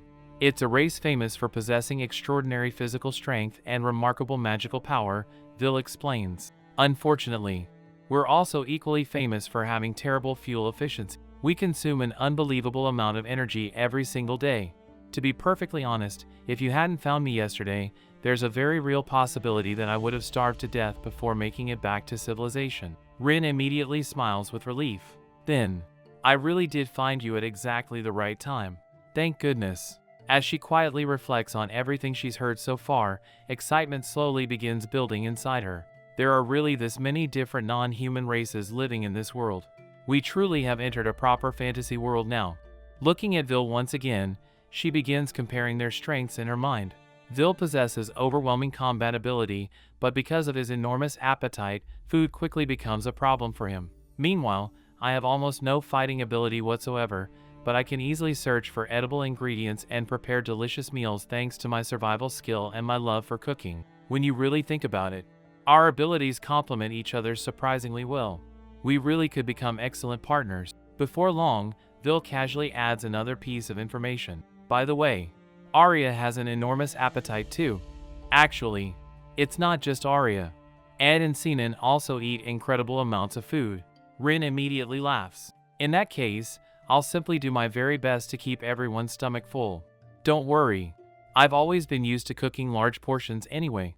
Hearing her confident answer, Vil visibly relaxes before she asks another practical question. By the way, where do you usually obtain all of your food and supplies? Mostly from the rewards we receive after completing quests, Vil explains. We also earn money by selling materials and monster drops that we collect during our adventures. First, we set aside enough to purchase food, medicine, equipment maintenance, and other daily necessities. Whatever remains afterward gets divided equally among every member of the party as individual earnings. I see.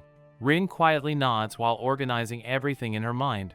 So the cost of shared expenses is deducted before everyone's profits are divided. That actually sounds like a very reasonable system. After a brief pause, Vil looks toward her somewhat apologetically. Regarding your share of the rewards, would you be alright if we temporarily gave you 60% of one member's equal share? Rin immediately begins calculating everything mentally. 60% of 1/5 of the total rewards. That would essentially make me a probationary member until I've proven my worth. Since all of the danger during battle would be handled by everyone else while I'd mainly be receiving protection, the proposal honestly seems very fair. She smiles before giving her answer. I understand completely. I'm perfectly fine with that arrangement. Honestly, I'm already grateful that you're willing to offer me any share of the rewards at all. However, judging from Vil's somewhat guilty expression, it seems he still feels bad about suggesting it. Rin quickly smiles reassuringly to lighten the mood. Don't worry about it. We simply need to spend our money wisely from now on. That's all there is to it. At the same time, She quietly continues analyzing the situation. If our total earnings remain the same while another member joins the party, naturally everyone's individual profits become smaller. Since nobody has any idea how useful I'll actually be, there's absolutely no guarantee that I'll contribute enough to make up for that difference. In reality, Vil is offering me this opportunity based entirely on trust. I wonder how the rest of his party will react once they meet me. Will they really accept someone like me so easily? That's probably another problem we'll eventually have to face. Besides, I can't honestly claim that I fully understand my own skills yet either. Is it really alright for someone like me to join an experienced adventuring party before figuring everything out? Almost as though he notices the uncertainty on her face, Vil gently smiles before speaking. Would you like to explore this area together for a while before we leave? If you practice using your skills while we're traveling around, you might gradually discover more about what they're truly capable of. Rin looks at him in surprise. Is that really alright? Of course. Personally, I already believe your abilities are incredibly useful, but no matter how powerful a skill may seem, none of them are truly omnipotent. That's exactly why it's important for you to understand every strength, every weakness, and every limitation your abilities possess.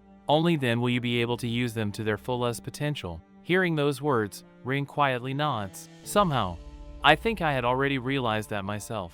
No matter how incredible the survival skill appears, its purpose is ultimately limited to helping me survive. It doesn't automatically guarantee that I'll stay alive forever. Even if it warns me whenever danger approaches, can someone as physically weak and unathletic as me really escape every threat on my own? Maybe I could flee using the camper van in certain situations, but what if I encounter problems that require knowledge instead of speed? What if I become involved in political conflicts, conspiracies, or situations where understanding this world's culture becomes essential? Without common sense, experience, or knowledge of this world's customs, even the greatest skill in existence wouldn't be enough to save me. I can't simply summon the camper van anywhere I please either. No matter how convenient a skill might be, it's ultimately useless if its owner lacks the wisdom to use it properly. Improving myself is going to be absolutely necessary. No matter which world I live in, continuing to grow will always remain important. Perhaps this really is the perfect opportunity to learn more about both myself and the true potential hidden within my unique abilities. After organizing her thoughts, Rin looks directly at Vil with a determined smile. I think I'm probably going to inconvenience you quite a lot at first, but despite that, please take good care of me. Vil immediately smiles back with complete sincerity. I'll be in your care as well. Let's finish preparing everything before we set off. Once breakfast is completely cleaned up, Rin carefully packs a water flask and a towel into her fanny pack before checking everything one last time. Alright then, time to step into a brand new fantasy world, she says excitedly as she clenches her fists with anticipation. Just as she is about to start walking, she suddenly feels something gently resting across her shoulders. Huh? Turning around, she finds Vil carefully draping a thick leather cloak over her. That's right, Rin, he says with a gentle smile. There's no reason for us to rush. We'll travel at whatever pace feels comfortable for you. This mantle was made from rock deer hide. It might feel a little warm, but it'll provide an extra layer of protection if anything unexpected happens. You should wear it, just in case. The sudden closeness catches Rin completely off guard. Her entire body stiffens as her face instantly turns bright red. He's handsome, considerate, kind, and gentle. But nobody has enough heart to survive having someone like him standing this close all the time. Handsome guys are seriously terrifying, she screams internally while desperately trying to remain calm. Before long, the two begin making their way deeper into the forest. The scenery surrounding them is breathtakingly beautiful. Warm sunlight filters gently through the leaves above, countless birds sing peacefully from the treetops, insects chirp quietly throughout the undergrowth, and a refreshing breeze carries the rich scent of the forest with it. Rin instinctively closes her eyes before taking a deep breath. This forest is absolutely beautiful. Even the air tastes amazing. Vil glances at her with a puzzled expression. The air tastes amazing? It's not like you can fill your stomach just by breathing. He pauses for a moment before suddenly placing a hand against his stomach. Actually, speaking of my stomach, I think I'm starting to get a little hungry again. Rin immediately stops walking and stares at him in disbelief. What? Already? I suppose waking up early does make you hungry sooner than usual. Maybe we should prepare snacks that can keep everyone full throughout the day. Suddenly, her survival skill quietly reacts. She immediately raises her finger toward the trees ahead. There's our food. Vil blinks in confusion before looking where she points. Food? What happened? There's something growing up there. Let's go take a look. It should be edible. Growling. You said? Vil asks, slightly confused after mishearing her. Yes. Over there. Look! Following her finger, he finally notices the tree standing above them. Ah! That red and dark purple fruit growing there is called halberry. It's made up of countless tiny grains clustered together into one fruit. Rin immediately asks the question that matters most. Is it edible, though? There are plenty of poisonous fruits growing in forests, aren't there? She confidently smiles before pointing toward herself. Survival has already given its verdict. Completely safe. Not poisonous at all. In fact, it says they're actually delicious. Before she even finishes speaking, Vil effortlessly leaps high into the air with unbelievable athleticism before landing on one of the sturdy branches. Rin's eyes widen in admiration. He's unbelievably athletic. I can't even stretch that high from down here. Watching him move suddenly reminds her of her own childhood. Back then, she had been known for constantly climbing trees, running along riverbanks, jumping across rocks, sliding down handrails, and spending nearly every moment outdoors. Her friends had even nicknamed her the Wild Child because of how energetic she always was. If I just rely on those old instincts, climbing this cliff shouldn't be difficult at all. Full of confidence, she begins climbing after him. Unfortunately, reality proves far less forgiving than her memories. After only a short distance, her movements become noticeably slower, and before long she finds herself struggling to continue upward. Are you alright, Rin? Vil calls down with concern. Embarrassed but determined, she stubbornly continues climbing until she finally reaches the top with Vil's help. He gently grabs her hand and carefully pulls her the rest of the way up. There you go. You've almost made it. The moment she reaches solid ground, she immediately drops to the grass while breathing heavily. Panting loudly, she lets out a defeated sigh. Sorry for causing you so much trouble. I honestly thought climbing cliffs used to be much easier than this. Don't tell me. Have I actually gained weight? Oh no. I'm really sorry. I was probably far heavier than you expected. Are your arms alright? Do they hurt anywhere? She immediately grabs his arm and begins carefully examining it with a serious expression. Vil looks completely bewildered. Huh? What's gotten into you? My arm doesn't hurt at all. Ignoring his confusion, Rin gently presses different parts of his arm while concentrating. Judging from what I can feel, there doesn't seem to be any pressure pain, swelling, inflammation, or muscle fatigue. Everything feels perfectly normal. Vil laughs softly. 1 or 2 Rins wouldn't make much difference for me. Honestly, I could probably carry another one too. Rin immediately puffs out her cheeks. If I get any heavier, I'll end up looking like a snowman. Vil blinks several times before awkwardly scratching his cheek. I honestly don't know how I'm supposed to respond to that. Rin continues gently squeezing his arm while muttering to herself. Your muscle fibers still feel perfectly healthy. They haven't swollen at all. Ouch! That actually hurts. Vil suddenly complains while pulling his arm back. What exactly are you doing to my arm?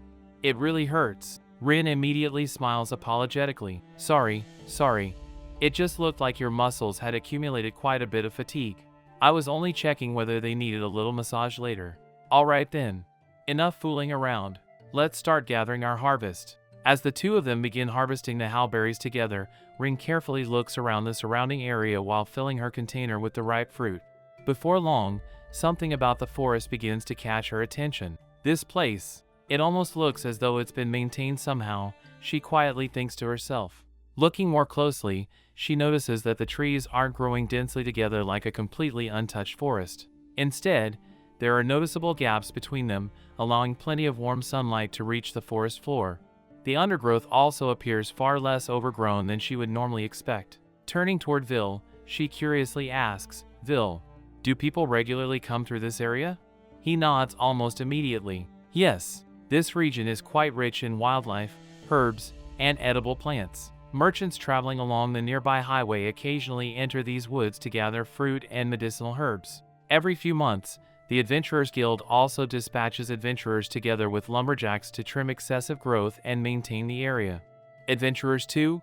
Rin asks with surprise. Of course, Vil replies. Wild animals and monsters often appear around the roads, so regular patrols are carried out to keep the highways safe for travelers and merchants alike. I see. Rin quietly nods while feeling noticeably relieved. Back in my world, it wasn't unusual to hear news reports about people being attacked by wild boars or bears while hiking through mountains. Knowing that this forest is regularly maintained definitely makes me feel a little safer. She then claps her hands together enthusiastically. Alright then, let's gather as many howberries as we can. Of course, we're only making enough for snacks. After all, the forest's blessings belong to everyone, so we shouldn't become too greedy. As soon as she finishes speaking, she notices Vil casually plucking one of the berries before immediately popping it into his mouth. Hey! She shouts with exaggerated disbelief. Please don't eat them while we're still collecting them. Vil slowly looks back at her before raising an eyebrow. Aren't you also secretly eating them every now and then? Rin instantly freezes. Was I caught? She thinks in complete embarrassment. She laughs awkwardly before rubbing the back of her head. It's just, they're so difficult to resist. Every time I pick one, I keep thinking that tasting just one more won't hurt. They're practically inviting me to eat them. She quietly pops another berry into her mouth before immediately smiling with satisfaction. The moment you bite into one, the sweet juice bursts across your tongue. Then, just before the sweetness becomes overwhelming, a gentle tartness follows, making you want another bite almost immediately. It's surprisingly addictive. They taste incredibly similar to the mulberries back in my previous world. Looking toward Vil, she suddenly notices him making an unusually sour expression. He probably picked one that hadn't fully ripened yet. Unable to help herself, she begins laughing. Vil, do you realize your face is currently in a rather serious situation? What did I do? He asks in confusion. Without really thinking about it, Rin instinctively steps closer before taking out a small cloth. Years of caring for patients cause her body to move almost automatically. She gently wipes the deep purple berry juice from around his mouth. I'm just so used to wiping patients' faces after meals that my hands moved on their own. Sorry about that. Even after wiping several times, however, the stain stubbornly refuses to. It's still not coming off. I'm really sorry. Before she can continue worrying, Vil casually snaps his fingers. Clean laundry.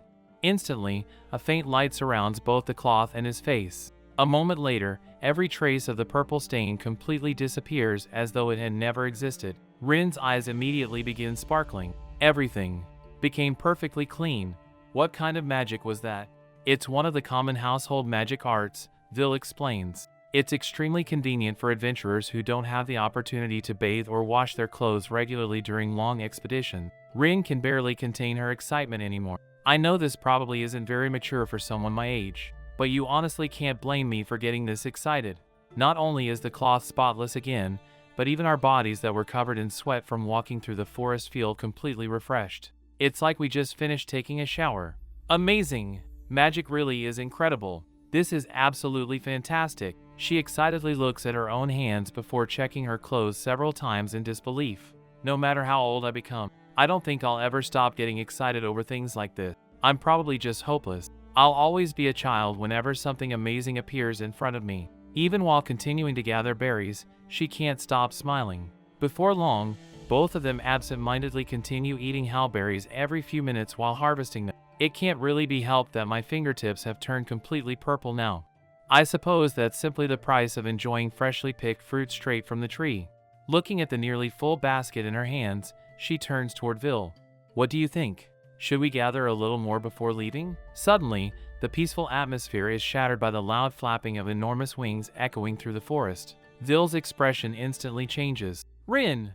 He shouts loudly. Before she can even react, he immediately rushes toward her and wraps one arm securely around her, pulling her protectively against himself. She freezes in complete surprise as a large shadow passes overhead. It was a phantom fowl.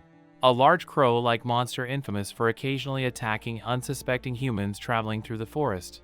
In an instant, the peaceful berry-picking excursion transforms into something far more dangerous than either of them had anticipated. I wasn't driven by any sort of survival strategy at that moment. Rather, my instincts themselves were desperately screaming for me to run if I wanted to survive.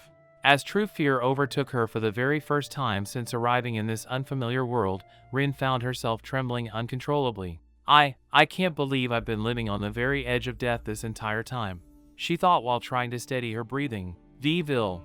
A monster, she cried out nervously as panic began taking over. Seeing her terrified expression, Vil immediately stepped in front of her and spoke in a calm but reassuring voice. Rin, you need to calm down. It doesn't pose any danger to us. I'm right here beside you.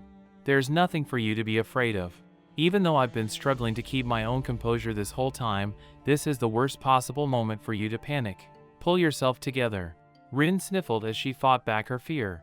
"First, I have to get through this dangerous situation. I can't just keep treating this place like some relaxing mountain sightseeing trip while everyone else is risking their lives fighting monsters." At that exact moment, something strange happened. Until now, only a portion of the information displayed by her survival skill had been visible, but suddenly the entire description became perfectly readable. Phantom fowl. Ingredient. Delicious. I can read all of it now. After taking another careful look at the monster, she still felt somewhat nervous, but strangely enough, it appeared much less intimidating than before. Looking at the detailed description, she quietly muttered, "Doesn't this actually say it's relatively easy to deal with? Of course, someone as inexperienced as me probably can't do much against it anyway. Times like this are exactly when I need to stay calm. I definitely have a lot of self-reflection to do." She let out a long breath before bowing her head slightly. "Sorry about that, Vil. I've calmed down now." Only then did she finally notice how tightly he was still holding her protectively. "Wait a second. Isn't this a little too close? For someone like me, an unpopular woman whose romance score has practically been a complete zero her entire life. This is way too much." Before she could think any further, several phantom fowls suddenly swooped toward them with loud screeches. "Watch out, Vil!" she shouted. In an instant, Vil stepped forward. Without the slightest hesitation, he drew his weapon and effortlessly slashed through the approaching monster. Sharp flashes crossed the air one after another, and before Rin could even properly follow his movements, the dangerous birds had already been defeated. The overwhelming sense of danger vanished almost instantly. Vil calmly sheathed his weapon before turning toward her with a gentle smile. "Everything's all right now. It was your first time seeing an actual monster and having one attack you, wasn't it? It must have been frightening." Hearing those reassuring words, all the tension Rin had been holding back finally disappeared. Her eyes filled with tears before she quietly apologized. "I'm sorry. I caused so much trouble." Looking down at the bag she was carrying, she sighed in relief. "It looks like the only sacrifice this time was a few howberries at the bottom of my bag." "Wait, don't tell me." Even in a life-threatening situation, I instinctively protected the food first. Just how much of a glutton am I? While she was still recovering, Vil began collecting something from the defeated monster. "HM? What's that?" she asked curiously. "Right. You don't know yet, do you? Whenever monsters are defeated, they leave behind certain materials. We simply call them drops." "Materials. Drops," Rin repeated while listening carefully. The Adventurers Guild frequently hands out requests to gather specific materials. Alchemists then use those materials in their original form to create all sorts of useful items for battle or everyday life. Looking at the neatly wrapped materials, Rin couldn't help thinking they almost resembled items straight out of an RPG. The feathers can be processed into armor or used to decorate clothing, while the beak and claws become ingredients for various potions. Since the demand is quite high, we should wrap everything carefully before storing it. Even the properties of the materials sounded incredibly fantastical. Suddenly, her attention shifted towards something else lying nearby. Freshly laid phantom fowl eggs. Ingredient. Delicious. Freshly laid. Rin quietly looked at the eggs before bowing her head slightly. "It pains me to inform you, but your parents have already become dinner. Therefore, I'll gratefully make use of you as well." After offering a short prayer of thanks, she smiled warmly. "I'll do my very best to bring out the finest possible flavor from you too." Almost immediately afterward, she hurried back toward Vil while carefully carrying the eggs. "Eggs! It even had eggs. Vil, could you please clean these with your magic?" "Thanks! They're an incredible find." Vil looked at her curiously. "Cleaning them? Why?" "To remove anything dirty that's still stuck to the shells, of course. They're freshly laid eggs. You do realize that birds lay eggs and, well, use the very same opening for other things too, right?" she explained with complete seriousness. Then, after pausing for a moment, she smiled brightly. "Although, we really were incredibly lucky to find them. My cooking possibilities have expanded even further now." Just then, Vil's stomach let out another loud growl. She couldn't help laughing.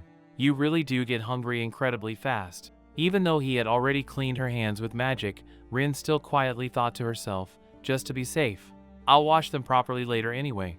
Looking at all the fresh ingredients they had gathered, another idea immediately came to mind. I guess it's time to make some snacks. Maybe berry cookies would be perfect. Berry cookies, Vil repeated with genuine curiosity. Yes, they're a type of baked sweet.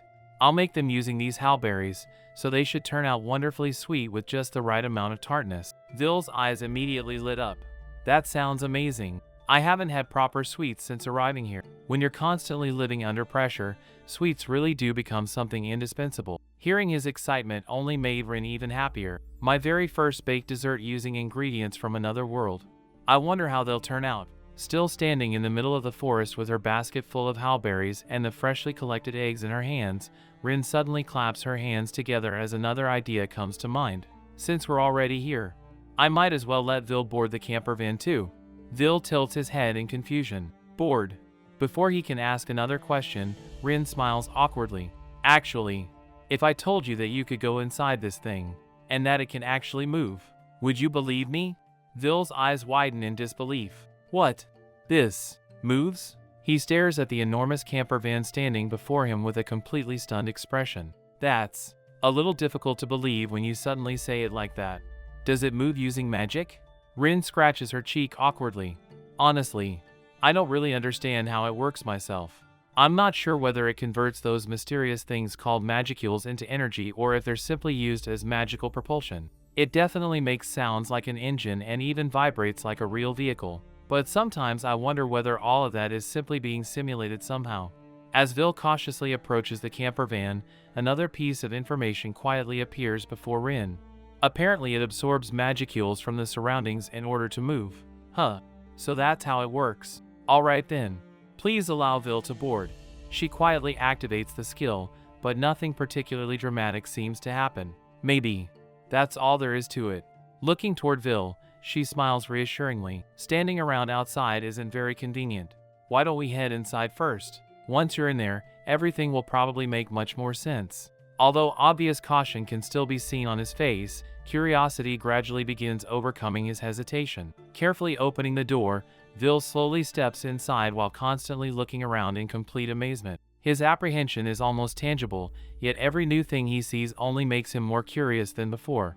I suppose that's exactly what experienced adventurers are like, Rin quietly thinks while watching him. They need enough courage and curiosity to explore the unknown, but at the same time enough caution to survive it.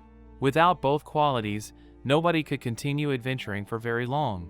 Vil gently touches the soft bed, examines the neatly arranged kitchen, and curiously inspects every unfamiliar object inside the camper van.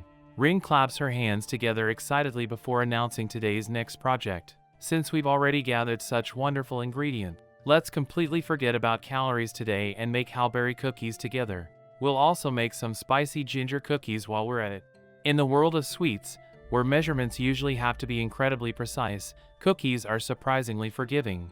Even if your measurements aren't absolutely perfect, they'll usually still turn out delicious. Since I have such a convenient digital scale available here, though, I might as well take full advantage of it. Even if I didn't have one, simply remembering the 1:1:1 ratio of flour, sugar, and butter would have been enough to make a perfectly decent batch. Looking toward the freshly gathered eggs, she smiles even more brightly. Since we managed to collect fresh eggs too, today's cookies should turn out even better.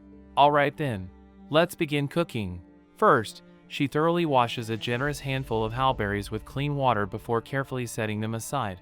Next, she prepares 2 separate bowls containing 100 grams of flour and 100 grams of sugar each. Into one mixture she adds ginger powder, cardamom, allspice, nutmeg, and a small amount of cinnamon, allowing the warm aroma of spices to immediately spread throughout the camper van. Taking out a spoon, she scoops some butter into another bowl before suddenly stopping. Wait a second. The butter. It's full again. She blinks several times before looking inside the container more carefully. I'm absolutely certain I already used some of this yesterday. Come to think of it, that barley tea jar never became empty either. Even the rice container somehow refilled itself after I used almost half of it during breakfast. What's actually going on here? Don't tell me this is another effect of those mysterious magicules. She sighs before laughing quietly to herself. Honestly, I really want to stand here and shout about just how unbelievably convenient this camper van kitchen is. But I'll save that for later.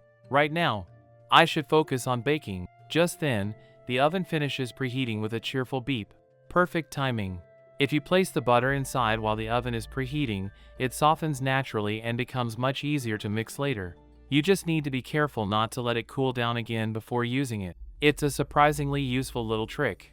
She begins creaming the softened butter together with small amounts of sugar, patiently stirring until the mixture gradually transforms into a pale, fluffy cream while trapping tiny pockets of air inside. If you do this properly, the final texture becomes much lighter and softer. At least, that's what I've always believed. While she continues mixing, Vil quietly watches every movement with genuine fascination. This is a very strange piece of equipment, he comments while looking around the modern kitchen. I'm honestly amazed by how naturally you use all of it. Rin smiles while continuing her work. Back in my previous world, these were completely ordinary household appliances. Once you get used to them, anyone can operate them. As she vigorously mixes the batter, a tiny bit accidentally splashes onto Vil's hand. Ah, sorry, some flew onto your hand. Before she can hand him a cloth, Vil instinctively licks the mixture from his finger. His eyes widen slightly. It's sweet. Rin laughs. Well, that's butter mixed with sugar. Wait, don't tell me you actually dislike sweets? Vil immediately shakes his head. No, I don't dislike them at all. Rin lets out a sigh of relief. Thank goodness. Butter and sugar might be packed with calories, but they certainly make people happy. Carefully cracking the beautifully bright orange eggs into the bowl, she admires the rich color of the yolks. These really are wonderful eggs. Now we just need to make sure they don't coagulate while mixing. She gently folds everything together with a spatula before turning toward Vil once again. Could you squeeze as much moisture out of the halberries as possible? Got it, he replies without hesitation. Seeing that he currently has nothing else to do, Rin smiles to herself. Good. I might as well recruit him as my kitchen assistant. That's how things always work back home anyway. In the Takanashi household, whenever someone's hands are free in the kitchen, they immediately get assigned another job. Even my parents never escape that rule. While Vil drains the berries, Rin carefully sifts the flour before gently folding it into the batter until almost no dry flour remains. A few moments later, Vil returns. I'm finished. Thank you very much. Now gently mix the halberries into the batter. Be careful not to crush them. We want them to stay as whole as possible. Once everything is evenly combined, she smiles proudly. Perfect. The dough is finally ready. Without wasting another moment, Rin carefully scoops portions of the dough onto the baking tray before neatly arranging each cookie with just enough space between them. Alright, straight into the oven they go. She gently slides the tray inside before closing the oven door with a satisfied smile. As the cookies begin baking, the camper van gradually fills with the comforting sounds of gentle sizzling while the rich aroma of butter, spices, and sweet halberries slowly spreads throughout the entire kitchen. Rin quietly watches through the oven window, unable to hide the nostalgic smile forming on her face. I still remember how much I loved standing beside my mother whenever she baked cookies or cakes while I was growing up. Watching sweets slowly rise and bake in the oven was always so much fun. Somehow, it felt almost magical every single time. Waiting for them to finish was like completing a quest, and the reward waiting at the end was freshly baked cookies. That's why patience has always been the most important ingredient. Finally, the timer sounds. Alright, time to open the oven. She carefully pulls the tray out while a wave of hot, fragrant air immediately rushes toward them. Hot, hot, they're finally done! The entire camper van is instantly filled with the irresistible sweet and slightly tangy fragrance of baked halberries mixed together with rich butter and warm spices. Even Vil finds himself completely captivated by the delicious aroma drifting through the room. Rin, is it really alright to eat them immediately? Shouldn't we wait a little while first? He asks while staring at the cookies almost longingly. Rin immediately laughs. You're telling me to sit here and patiently stare at something that smells this amazing without eating it? That's simply impossible. Come on, let's eat them while they're still warm. Here you go. She hands him one of the freshly baked cookies before taking one for herself. Vil carefully picks it up before taking a cautious bite. Crunch. The moment the cookie breaks apart beneath his teeth, his eyes immediately widen. This is incredible. It's unbelievably delicious. He quickly takes another bite before another, completely forgetting himself as he happily continues eating. Rin smiles before blowing gently on her own cookie to cool it slightly. Honestly, resisting freshly baked cookies has always been impossible for me too. She finally takes a bite herself. The eggs have made the inside wonderfully soft and fluffy, while the outer edges remain beautifully crisp like a proper cookie should. Every bite begins with a satisfying crunch before giving way to the light, tender interior. Rather than drying out her mouth like many cookies do, the hullberries release little bursts of warm, sweet, and slightly tart juice that spread throughout every bite, making the flavor even more vibrant. The balance between sweetness and acidity lingers pleasantly afterward, stimulating every single taste bud at once and making it impossible to stop after only one. Before long, both of them find themselves quietly munching away one cookie after another without saying very much. Every single bite somehow tastes even better than the last. Ah, I really wish I had a nice cup of coffee to go with these, Rin sighs happily. This wonderful aroma makes me crave coffee so badly. I wonder if coffee even exists somewhere in this world. Well, regardless of that, I'm just relieved they turned out this well. The only downside is that because we used fresh hullberries instead of dried fruit, these cookies won't keep very long. We'll have to finish them fairly quickly. She continues enjoying another cookie before suddenly looking toward the tray. Wait, where did the rest go? Her eyes slowly widen in disbelief as she realizes the baking tray is completely empty. Every single cookie has disappeared. She slowly turns her head toward Vil, who quietly lowers his gaze with a rather guilty expression while finishing the last bite still in his hand. Since they were just so unbelievably delicious, I couldn't stop myself from eating them, he admits sheepishly. Rin can only stare at him for several long moments before letting out a completely defeated sigh. Next time, I absolutely must hide a few of the ginger spice cookies somewhere safe for myself before anyone else gets the chance to eat them all. Otherwise, I'll never get to enjoy my own snacks. Mr. Vil, while the cookies are still baking, could you tell me a little about this world? Or rather, about this place? I'd really like to hear things from your perspective, Rin asks with genuine curiosity. Vil nods without hesitation. Yeah, sure. I'd be happy to. Thank you. Rin replies enthusiastically before listening attentively. This country is called Riesfeld, Vil begins while pointing toward the map. You could think of it as a somewhat larger island nation. According to Vil's explanation, Riesfeld is completely surrounded by the sea, which naturally limits its contact with many exotic races from other lands. Over countless generations, races such as the ogres and dragons continued evolving in their own unique ways within the country's borders. At the same time, elves and dwarves who fled from the overwhelming expansion of human nations elsewhere eventually sought refuge here. Humans who had fallen in love with members of those races also chose to settle alongside them, gradually transforming Riesfeld into a country where many different races peacefully coexisted. Long ago, however, the land had been almost entirely overrun by monsters, making it nearly impossible for ordinary people to live here safely. When humans first encountered the non-human races living in these lands, they initially feared them and treated them no differently from monsters. Fortunately, as time passed and mutual understanding slowly developed, those prejudices gradually disappeared. Nowadays, the various races coexist peacefully, and Riesfeld actively trades with many surrounding countries. As both of them continue looking out through the camper van's windows, Rin carefully memorizes everything Vil tells her. I've got it all memorized now, she quietly says to herself. Vil then points toward another location on the map. This city is called El Lage. It's one of the largest cities on the continent and serves as home to a wide variety of non-human races. Since it's a port city located beside the sea, merchants and travelers from countless places gather there together with goods from all over the world. Personally, I like to think of it as the city's greatest trading hub. Naturally, adventurers gather there as well. More people means more jobs, more opportunities, and most importantly, more information. Rin quietly nods while organizing everything in her head. Thanks to Vil's explanation, she finally begins understanding this unfamiliar country a little better. A bustling port city filled with merchants, various races, imported products, and adventurers. It honestly sounds like the perfect place to begin a new life. Suddenly another thought crosses her mind. By the way, do you happen to know where I might be able to find something containing caffeine? It's a drink made by roasting, grinding, and brewing bitter red beans or leaves. Vil thinks for a moment before answering. From the way you're describing it, it sounds very similar to coffee. I'm fairly certain there's at least one shop in El Lage that sells it alongside imported incense tea. Tea? Rin immediately repeats with sparkling eyes. Yes, although imported tea is somewhat expensive since it comes from the southern region. Oh, I see.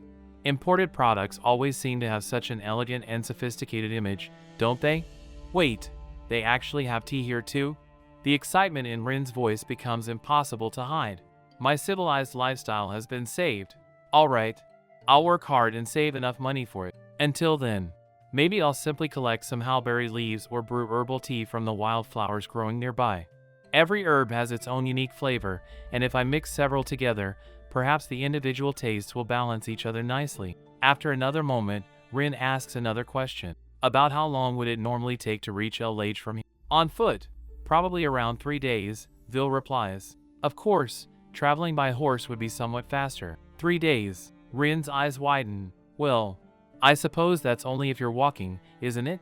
Assuming someone walks roughly 4 kilometers every hour for around 8 hours each day while taking proper breaks, that estimate does make sense. She immediately glances toward the camper van before smiling confidently. This camper van could get us there in just a little over 3 hours. 3 hours? Vil exclaims in complete disbelief. Rin casually nods. I already drove all the way here from the place where I was teleported, and I wasn't even driving particularly fast. The road leading toward the village isn't paved, but it's definitely well traveled. If we reach open grasslands or smoother roads, we should be able to drive at a normal speed without any problems. If the road conditions improve along the way, we might even arrive sooner than expected. If we leave now, we'll probably reach El Lage while it's still daylight. Besides, we already have freshly baked cookies for the journey. Before Vil can respond, Rin cheerfully walks toward the driver's seat. Rin, where exactly do you think you're going? To the driver's seat, of course. You actually intend to drive this thing? Driver's seat. As in, the driver's seat? Vil stares at her in complete disbelief. Rin simply smiles before fastening her seatbelt. Alright then. I'm ready. Shall we head out? Vil nervously looks at the strange belt securing her to the seat.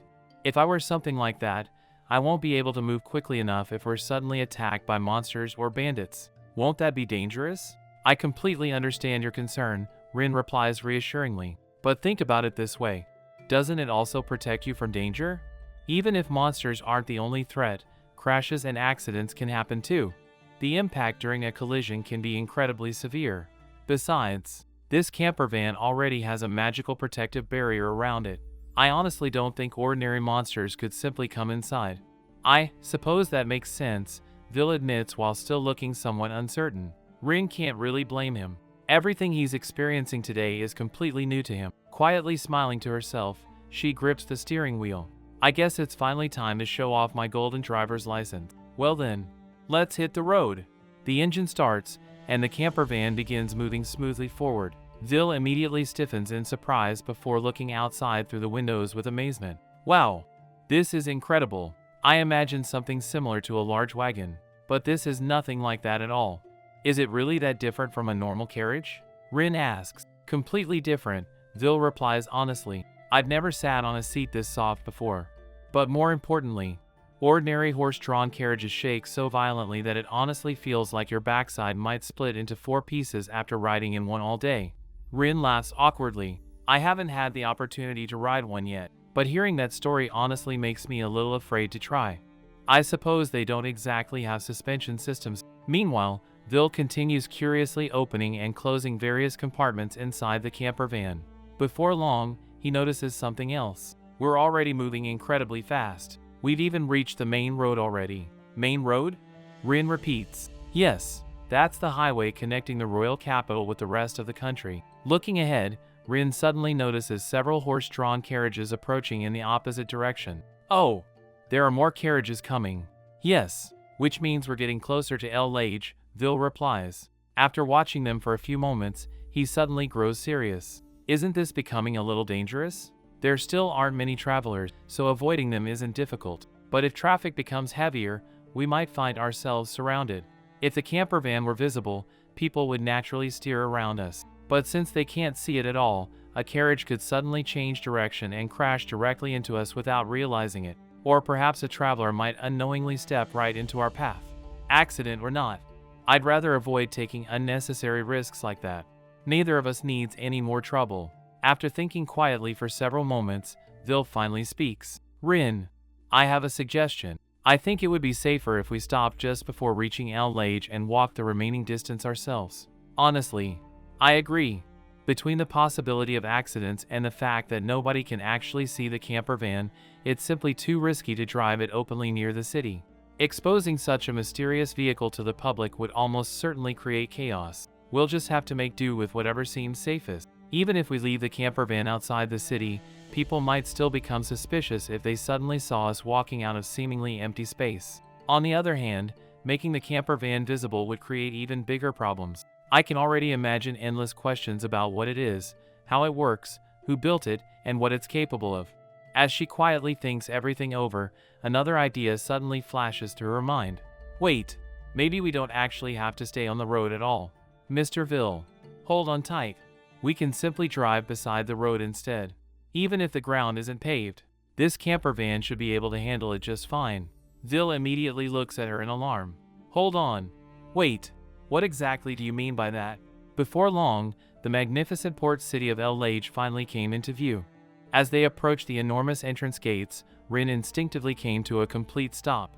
Her eyes widened until they were almost sparkling as she stared upward in complete amazement. Oh, my.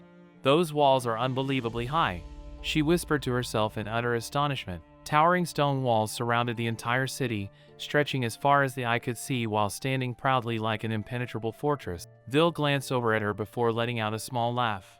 Are you alright, Rin? Your mouth is hanging wide open. Rin couldn't even tear her eyes away from the scenery. This is exactly like those massive fortress cities I've seen in fantasy games and animated shows. Everything in front of me is surrounded by gigantic walls. It's exactly like a real fantasy world.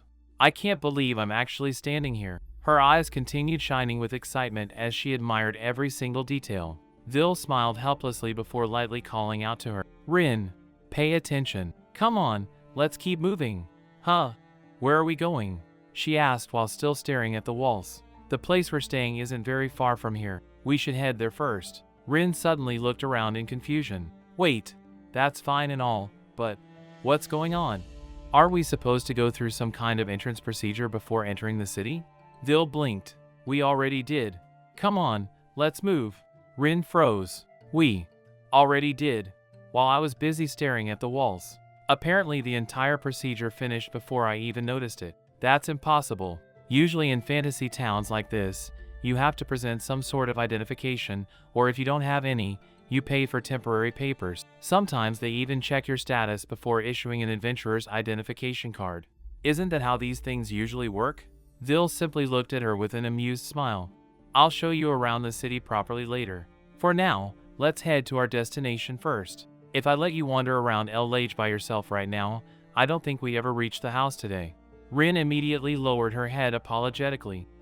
Sorry for causing you so much trouble. Ville gently shook his head. I don't find it troublesome at all.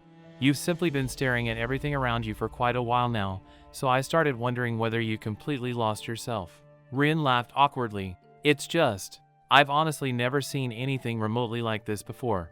Everything here is so different and so fascinating that I can't help getting distracted.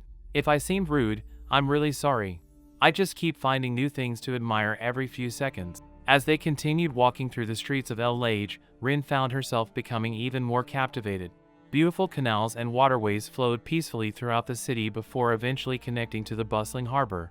Elegant stone bridges crossed over the clear water while merchants, travelers, and adventurers moved busily along the lively streets. The entire city possessed an atmosphere unlike anything she had ever experienced before.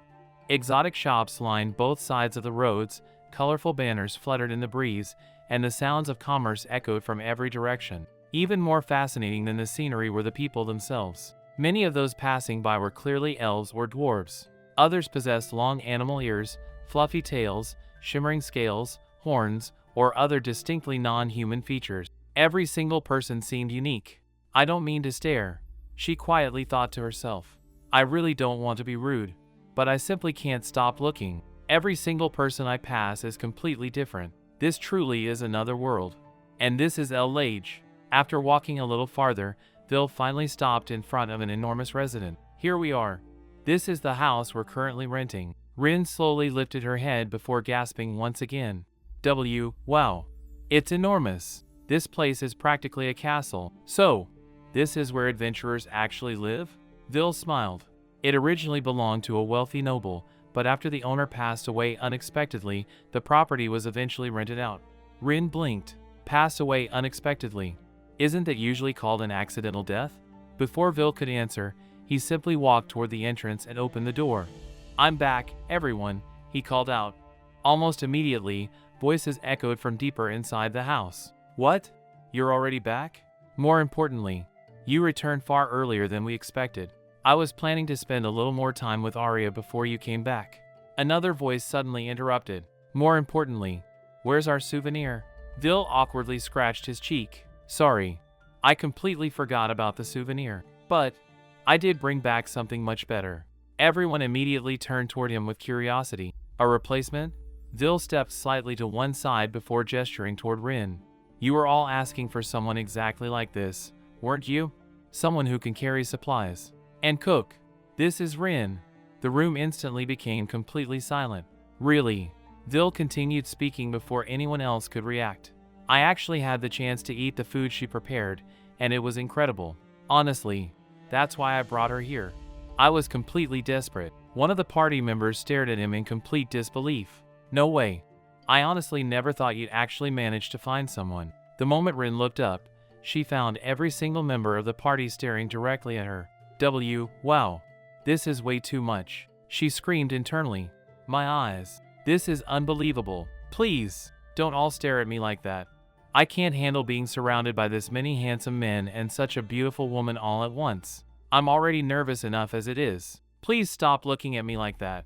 Sinan and the others continued observing her with expressions filled with curiosity and slight confusion. Then, without warning, someone suddenly stepped forward and gently grabbed both of Rin's hands. Ah!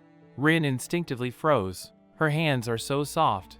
The woman quietly murmured while carefully holding them. They're even a little cold. Perhaps she's sensitive to the cold. Rin blinked several times before finally realizing that the woman standing in front of her must be Arya. Arya looked directly into her eyes with an expression filled with hope. Is it true? She asked while continuing to hold Rin's hands. Can you really cook? Standing before Rin was an incredibly beautiful woman whose voluptuous figure and captivating presence immediately stole all of the attention in the room. She was exactly the type of woman people would describe as boing boing or bane bane, someone blessed with an alluring figure and an elegant charm that was impossible to ignore. Her skin was so fair that it almost seemed white as freshly fallen snow, making her look even more breathtaking. She truly was a remarkable beauty. Standing beside her was an energetic, cheerful young man with striking red hair and exceptionally handsome features. His face was perfectly well proportioned, and his expression seemed to change every few seconds, giving him a lively and youthful charm that made him surprisingly approachable despite his good looks. The third member possessed a beauty that almost seemed artificial, as though he had stepped straight out of the pages of a fantasy novel. His long pointed ears immediately distinguished him from everyone else, making it obvious that he was an elf. Who would have thought that someone this unbelievably beautiful would be happily devouring roasted meat with both hands? An elf with such deceptive appearances really was dangerous in more ways than one. Come to think of it, it's not just Arya. Ed and Sinan seem to have enormous appetites too. Just how much food can this entire party actually eat? Before Rin could continue her thoughts, Arya eagerly stepped forward while still holding both of her hands. You really can cook? Can you grill meat too? What about fish? Rin smiled nervously before answering. Yes, I can prepare both. Actually, I know quite a few different cooking methods besides simply grilling them. If everyone still has room in their stomachs, would you like me to prepare something using meat? I think it would make a wonderful appetizer. The moment those words left her mouth, every single member of the party stared at her in complete silence. Then, almost perfectly in unison, loud stomach growls echoed throughout the room. Rin blinked several times before becoming visibly flustered. Oh, really? Is everyone actually still that hungry? Seeing everyone's reaction, she quietly smiled to herself. Thankfully, the garden behind the house should have more than enough space for me to summon the camper van. If everyone's tastes turn out to be completely different after I've already joined the party, that would honestly become a problem for all of us. The best solution is simply to let everyone taste my cooking firsthand. Vil nodded immediately. I completely agree. Although, aren't you exhausted after everything that's happened today? Rin gently shook her head. I'm perfectly fine. If Rin herself says she's alright, then honestly, that would be a dream come true for me as well. Please, go ahead.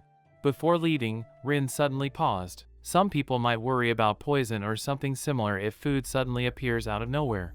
Wouldn't it be better if I prepared everything where everyone can actually watch me cook? Vil nodded again. That's probably for the best. A few moments later, Rin walked into the garden before quietly summoning the camper van.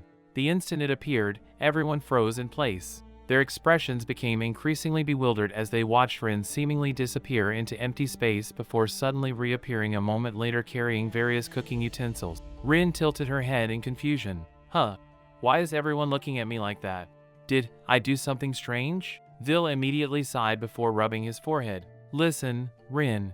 From everyone else's perspective, that looked incredibly strange. Since I'm already linked to your skill, I can naturally see the camper van, so nothing about it feels unusual to me anymore. But everyone else can't. To them, it simply looked as though you suddenly vanished into thin air before reappearing from absolutely nowhere. Naturally, that's going to cause a bit of a commotion. Rin immediately realized her mistake. Ah, I see.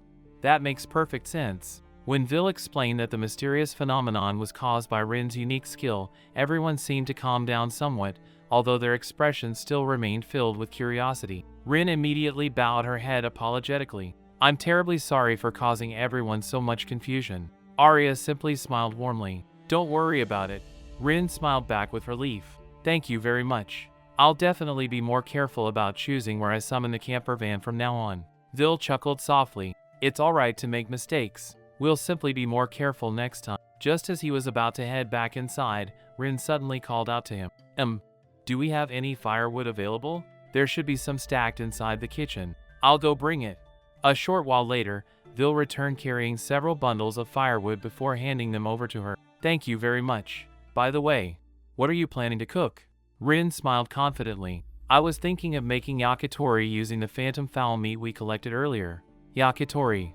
Everyone repeated in confusion. Since it has a sweet and savory flavor, I think it'll pair wonderfully with drinks as well. Alright then. First, let's prepare the fire. She carefully arranged the thinner pieces of firewood inside the fire pit while paying close attention to the airflow so the flames would burn evenly. Using a small rolled-up tissue as a makeshift fire starter, she ignited it with the remaining embers before patiently feeding the growing flames with additional pieces of wood until the fire became steady and strong. Perfect.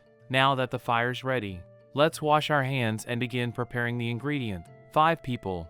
This should be more than enough. She carefully cut the phantom fowl thigh meat into evenly sized bite-sized pieces before placing everything into a bowl. Next, she mixed together soy sauce, sugar, cumin, and crushed coriander seeds before thoroughly coating every piece of meat, allowing the flavors to slowly soak in. If everyone's alright with soy sauce, then they probably won't have any trouble eating rice later either, she quietly thought to herself. Soy sauce and miso are incredibly familiar seasonings back in Japan, but I've heard that people who aren't used to them sometimes find their flavors rather unusual. Thankfully, this recipe leans toward a sweet teriyaki-style seasoning because of the added sugar, so hopefully everyone will find it easy to enjoy. Honestly, I'm incredibly grateful that the spice box came with the camper van. It's been an absolute lifesaver ever since I arrived here. While waiting for the meat to marinate properly, she began preparing the skewers. 1 skewer for each person. 5 should be enough for now. Once the seasoning had fully coated every piece of meat, she carefully threaded the marinated phantom fowl onto the barbecue skewers before placing them over the now perfectly prepared fire. As the meat slowly began cooking, rich droplets of fat fell onto the glowing charcoal beneath, creating soft crackling sounds while tiny bursts of flame danced upward. The sweet aroma of caramelizing soy sauce mixed with the smoky fragrance of the charcoal, filling the entire garden with an irresistible scent. Everyone instinctively took a deep breath at the exact same time. Amazing. It smells absolutely incredible. Delicious. It's absolutely delicious. Arya murmured in complete amazement as she stared at the skewer in her hands. This is real cooking. We finally have someone in the party who can actually cook properly. Every member of the party wore the same expression of astonishment. They watched Rin's every movement as she effortlessly prepared the food with smooth, practiced motions that showed years of experience in the kitchen. Every step flowed naturally into the next without the slightest hesitation. The difference between her cooking and the methods Vil had previously described was like night and day. Rin, meanwhile, became increasingly flustered under everyone's admiring gazes. Why is everyone looking at me like that? She thought nervously. When they all stare at me with such sparkling eyes, I start feeling guilty, or rather, apologetic. All I'm really doing is cutting up some meat, seasoning it, and grilling it over a fire. It's honestly nothing that special. If I'd had the proper ingredients, I would have loved to marinate the meat with freshly grated onions first. And when serving it, adding tomatoes and crisp lettuce would have made it even better. Is it really alright for me to receive this much praise over something so simple? Is this really okay? Standing before everyone, she gently presented the finished skewers. Phantom fowl spicy sweet yakitori. It's honestly a very simple dish. You could think of it as grilled meat on skewers. If you'd like, please help yourselves while it's still hot. Arya carefully accepted one first. Then, I'll gratefully accept it. Thank you very much. Almost immediately afterward, the others hurriedly reached for their own skewers. I'll have one too. Thank you. Thank you very much. Seeing everyone suddenly become so eager almost made Rin laugh. Beside her, Vil awkwardly scratched the back of his head. Sorry about our group. They're all getting a little carried away. Then, unable to resist any longer himself, he quickly reached forward as well. I'll have one too. Thanks! The moment everyone took their very first bite, silence filled the garden for several seconds. Then, almost simultaneously, voices of amazement erupted one after another. Delicious! This is seriously delicious. It's incredible. How can you make something this tasty in such a short amount of time? Even Sinan, the elegant elf who had maintained perfect manners throughout the meal, was somehow devouring his yakitori at an astonishing speed despite his refined appearance. Watching such graceful table manners somehow coexist with such overwhelming eating speed felt strangely amusing. Before long, every single person had become completely absorbed in eating. Delicious. Amazing. I can't stop eating. Those words continued echoing one after another while everyone's expressions practically glowed with happiness. Watching them enjoy her food so wholeheartedly filled Rin with a quiet sense of satisfaction. Honestly, this turned out even better than I'd hoped. At the very least, it doesn't seem like my cooking clashes with everyone's tastes. I'm really relieved. Now that all the nervousness had finally disappeared, Rin quietly picked up one of the remaining skewers for herself. Alright then. Bon appetit. She gently blew on it before taking her first bite. Since the phantom fowl had been freshly caught, I'd originally expected the meat to be rather tough. But it's surprisingly tender. The blend of spices completely removes any hint of gaminess, leaving behind nothing except the rich flavor of the meat itself. Every bite releases warm juices infused with the sweetness of the sugar and the savory richness of the soy sauce, making the meat unbelievably satisfying. Before she even realized it, she'd finished the entire skewer much faster than expected. I absolutely love this. Suddenly, without any warning whatsoever, Arya enthusiastically wrapped both of her arms around Rin from behind in an affectionate hug. I love you, she happily declared. What? Rin's entire body instantly froze. Her chest. It's pressing directly against my back right now. Her face immediately turned bright red as panic completely overwhelmed her thoughts. She's way too close. She even smells really nice. My heart can't handle this. Arya simply continued smiling brightly without realizing the chaos she had caused. I'm already looking forward to every single meal you'll make from now on. The grilled meat was absolutely wonderful. The others enthusiastically nodded in complete agreement. It really was incredible. Rin quietly smiled to herself. I suppose this means I've officially passed everyone's test. After the excitement gradually settled down, Vil looked toward the rest of the group before speaking. Well then, now that everyone's had a chance to taste Rin's cooking, shall we head inside properly and introduce ourselves? Arya immediately nodded. Yes, let's all go inside. Rin? Rin quickly composed herself before smiling brightly. Why, yes, let's go. It's huge, Rin exclaimed in complete shock as she stared at the enormous creature before her. A gigantic fish-like monster had appeared, its massive body thrashing violently as it churned up the surrounding water. Vil quickly glanced toward her. Rin, you're completely soaked. Be careful. Earlier, the party had accepted a guild request to exterminate the monster that had suddenly appeared near one of the local springs. By the time they arrived at the scene, the giant fish-like creature had already grown to an abnormal size and was rampaging through the area, making it impossible for anyone to approach the water safely. Somehow, they needed to defeat it before any more damage was done. While everyone else focused on the danger standing before them, Rin found herself staring at the monster from an entirely different perspective. I wonder, Is this actually going to taste good? It doesn't exactly look very appetizing. It's so squishy. She immediately checked her survival skill, and the familiar information appeared before her eyes. Delicious. Excellent ingredient. Recommended for frying. Rin's eyes instantly lit up. Don't worry. My skill says it's delicious.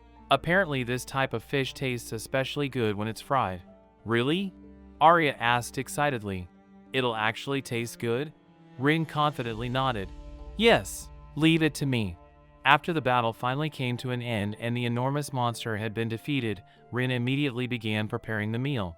Well then, shall we start cooking right away?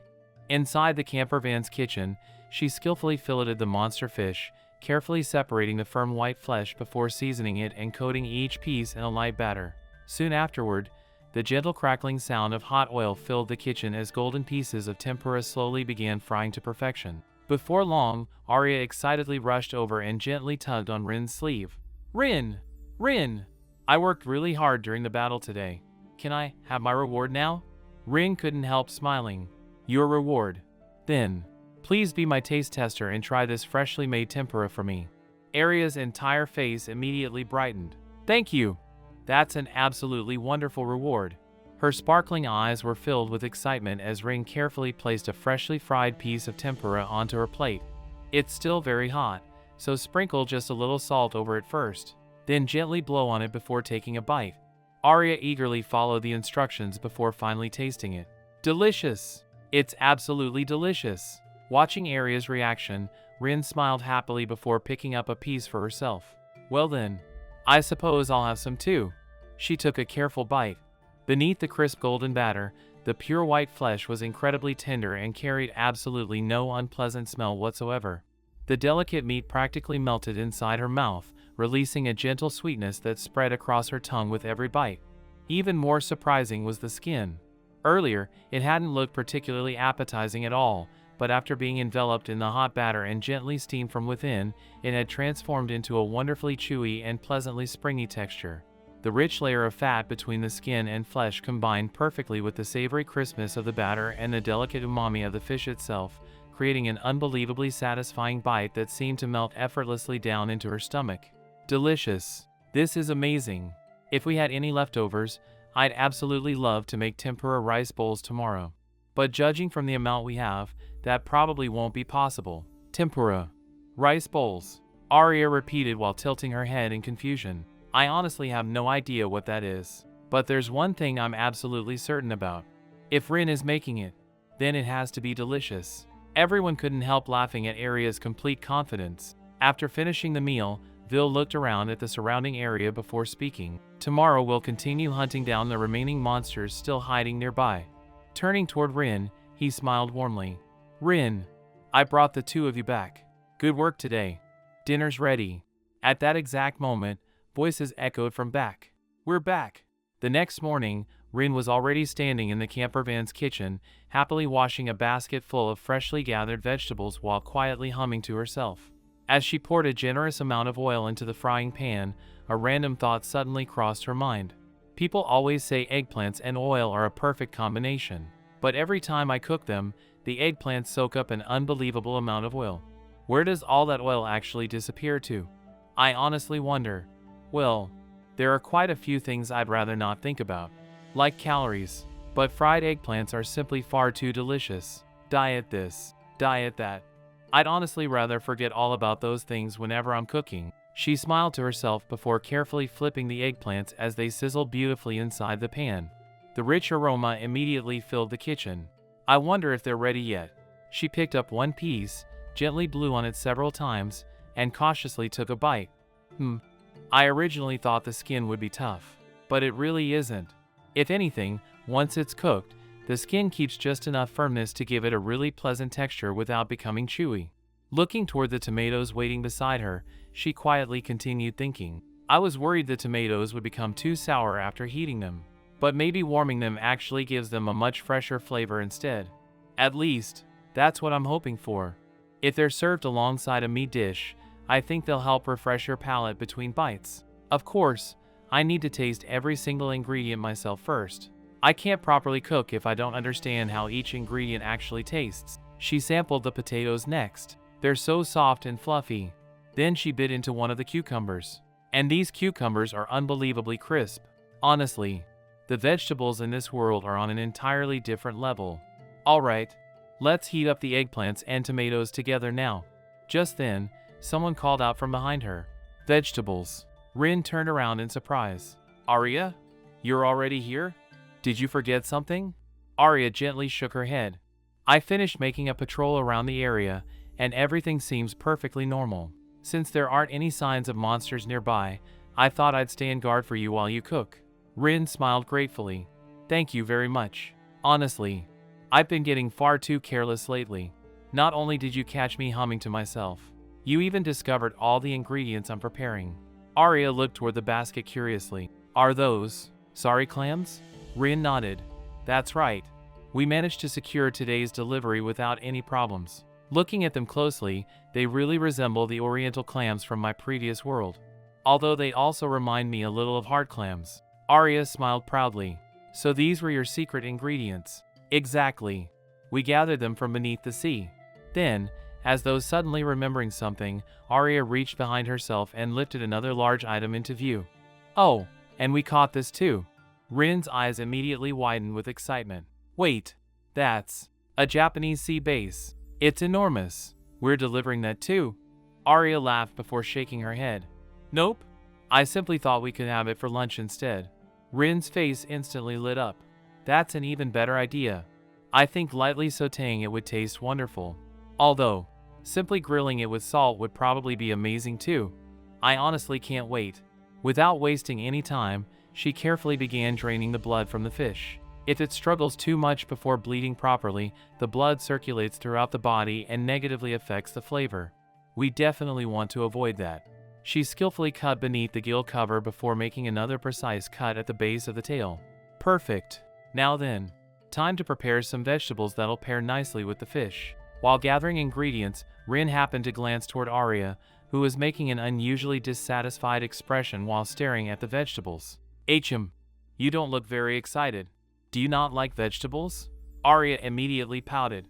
I don't really dislike the taste. I just hate how unsatisfying they feel. Rin couldn't help laughing. You know, what you just said sounds almost exactly like something Vil would say. She quietly thought for a moment. Perhaps the easiest way to show her that vegetables can actually be delicious is simply to let her taste them herself. Looking toward Arya, she smiled. Just give me 1 minute, alright? She quickly began chopping tomatoes before preparing another simple dish. A few moments later, she proudly presented a small plate. Ta-da! Cheese tomatoes are ready. Arya blinked curiously. Cheese? Tomatoes? Rin immediately picked up a piece herself. This isn't snacking, alright? It's simply quality control. Tasting while cooking is every cook's privilege. Come on, have a taste. If the reason Arya avoids vegetables isn't because of their flavor but because they don't feel filling enough, then adding cheese and a little more richness should completely change her impression. At least, that's my theory. Honestly, serving nothing but plain vegetables to someone who already dislikes them would be setting them up for failure. Fresh vegetables alone are already a difficult hurdle for many people. Alright then, let's eat. Arya carefully picked up one piece before slowly taking a bite. Meanwhile, Rin happily sampled one herself as well. The lightly crisp exterior immediately gave way to warm, melted cheese inside. The creamy richness spread across her tongue, carrying a deep milky flavor with just enough fermented sharpness to remain interesting without becoming overpowering.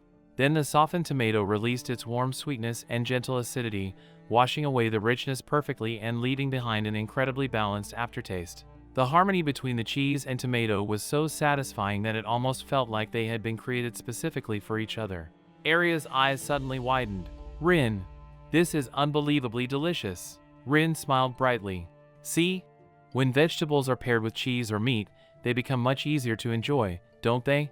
Arya immediately nodded several times. If they're like this, I can definitely eat vegetables. Good.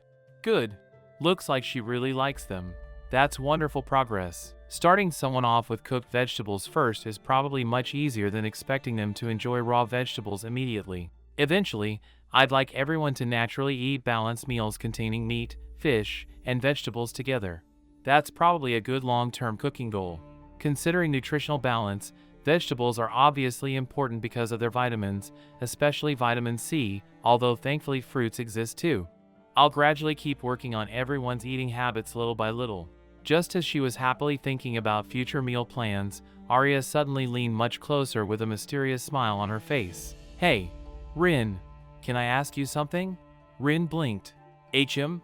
What is it? Arya's smile grew even wider. Is there someone you like?